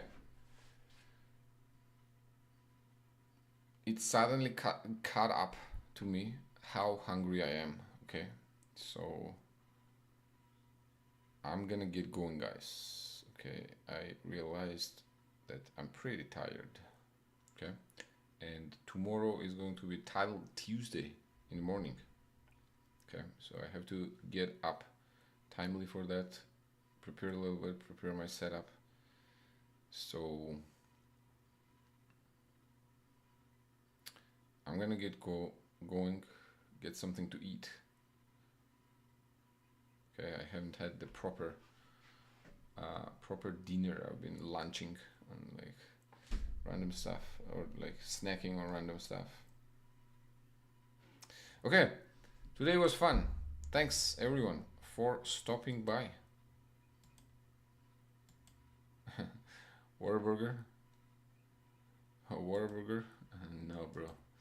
I don't know what am I gonna get into actually. Something. Should have something at home. Nice to see you, Nico. Good to see you, bro. Yeah, I'll be back with early Title Tuesday, not the late one, but the early one. I saw a lot of faces today. Thanks everyone for stopping by. Brights, Nico, very good seeing you. Mega as always. Celeste, I think already left, but some very familiar faces, some new faces. Lorenity, we got to meet, guys. We got to meet world champ in Risk. World champ. Being number one at anything is very impressive. Okay, not sure if she is still here, but it was good meeting. Okay, I guess I have to see more risk games. It's a very fun game. But yeah, being the top, that's very impressive. Who else? Who am I missing? Andrew, thank you very much for being the first member of my community on YouTube.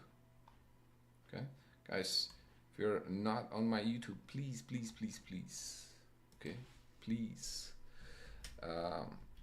check it out. No way,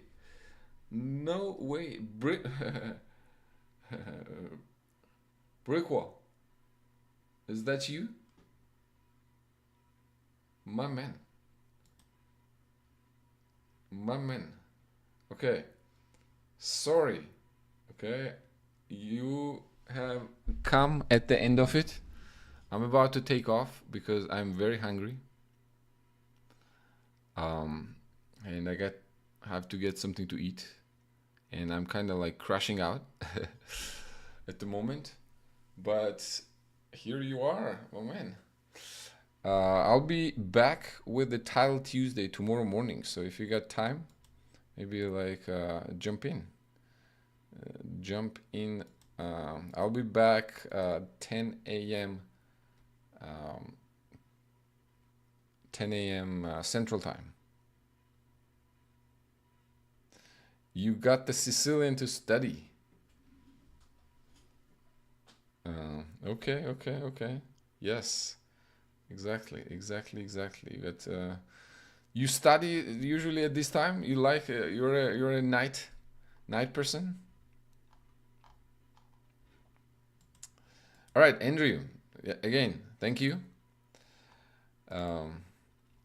To both, basically, my Twitch and YouTube people.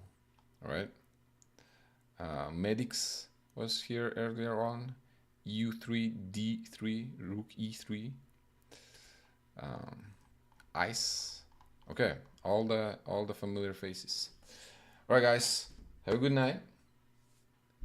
I'll be back tomorrow morning with a Title Tuesday. Okay, 10 a.m. Central Time. Much love and peace, everyone.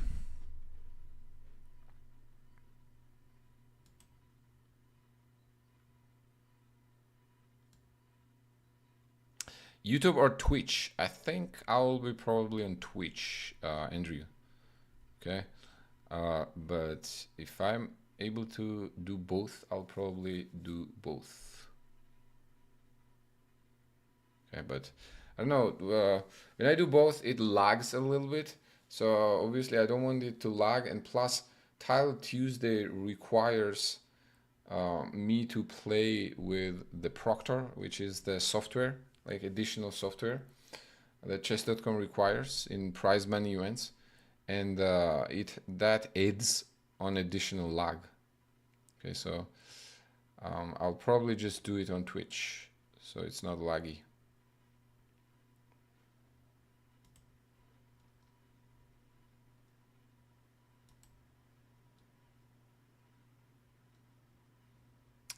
All right, guys.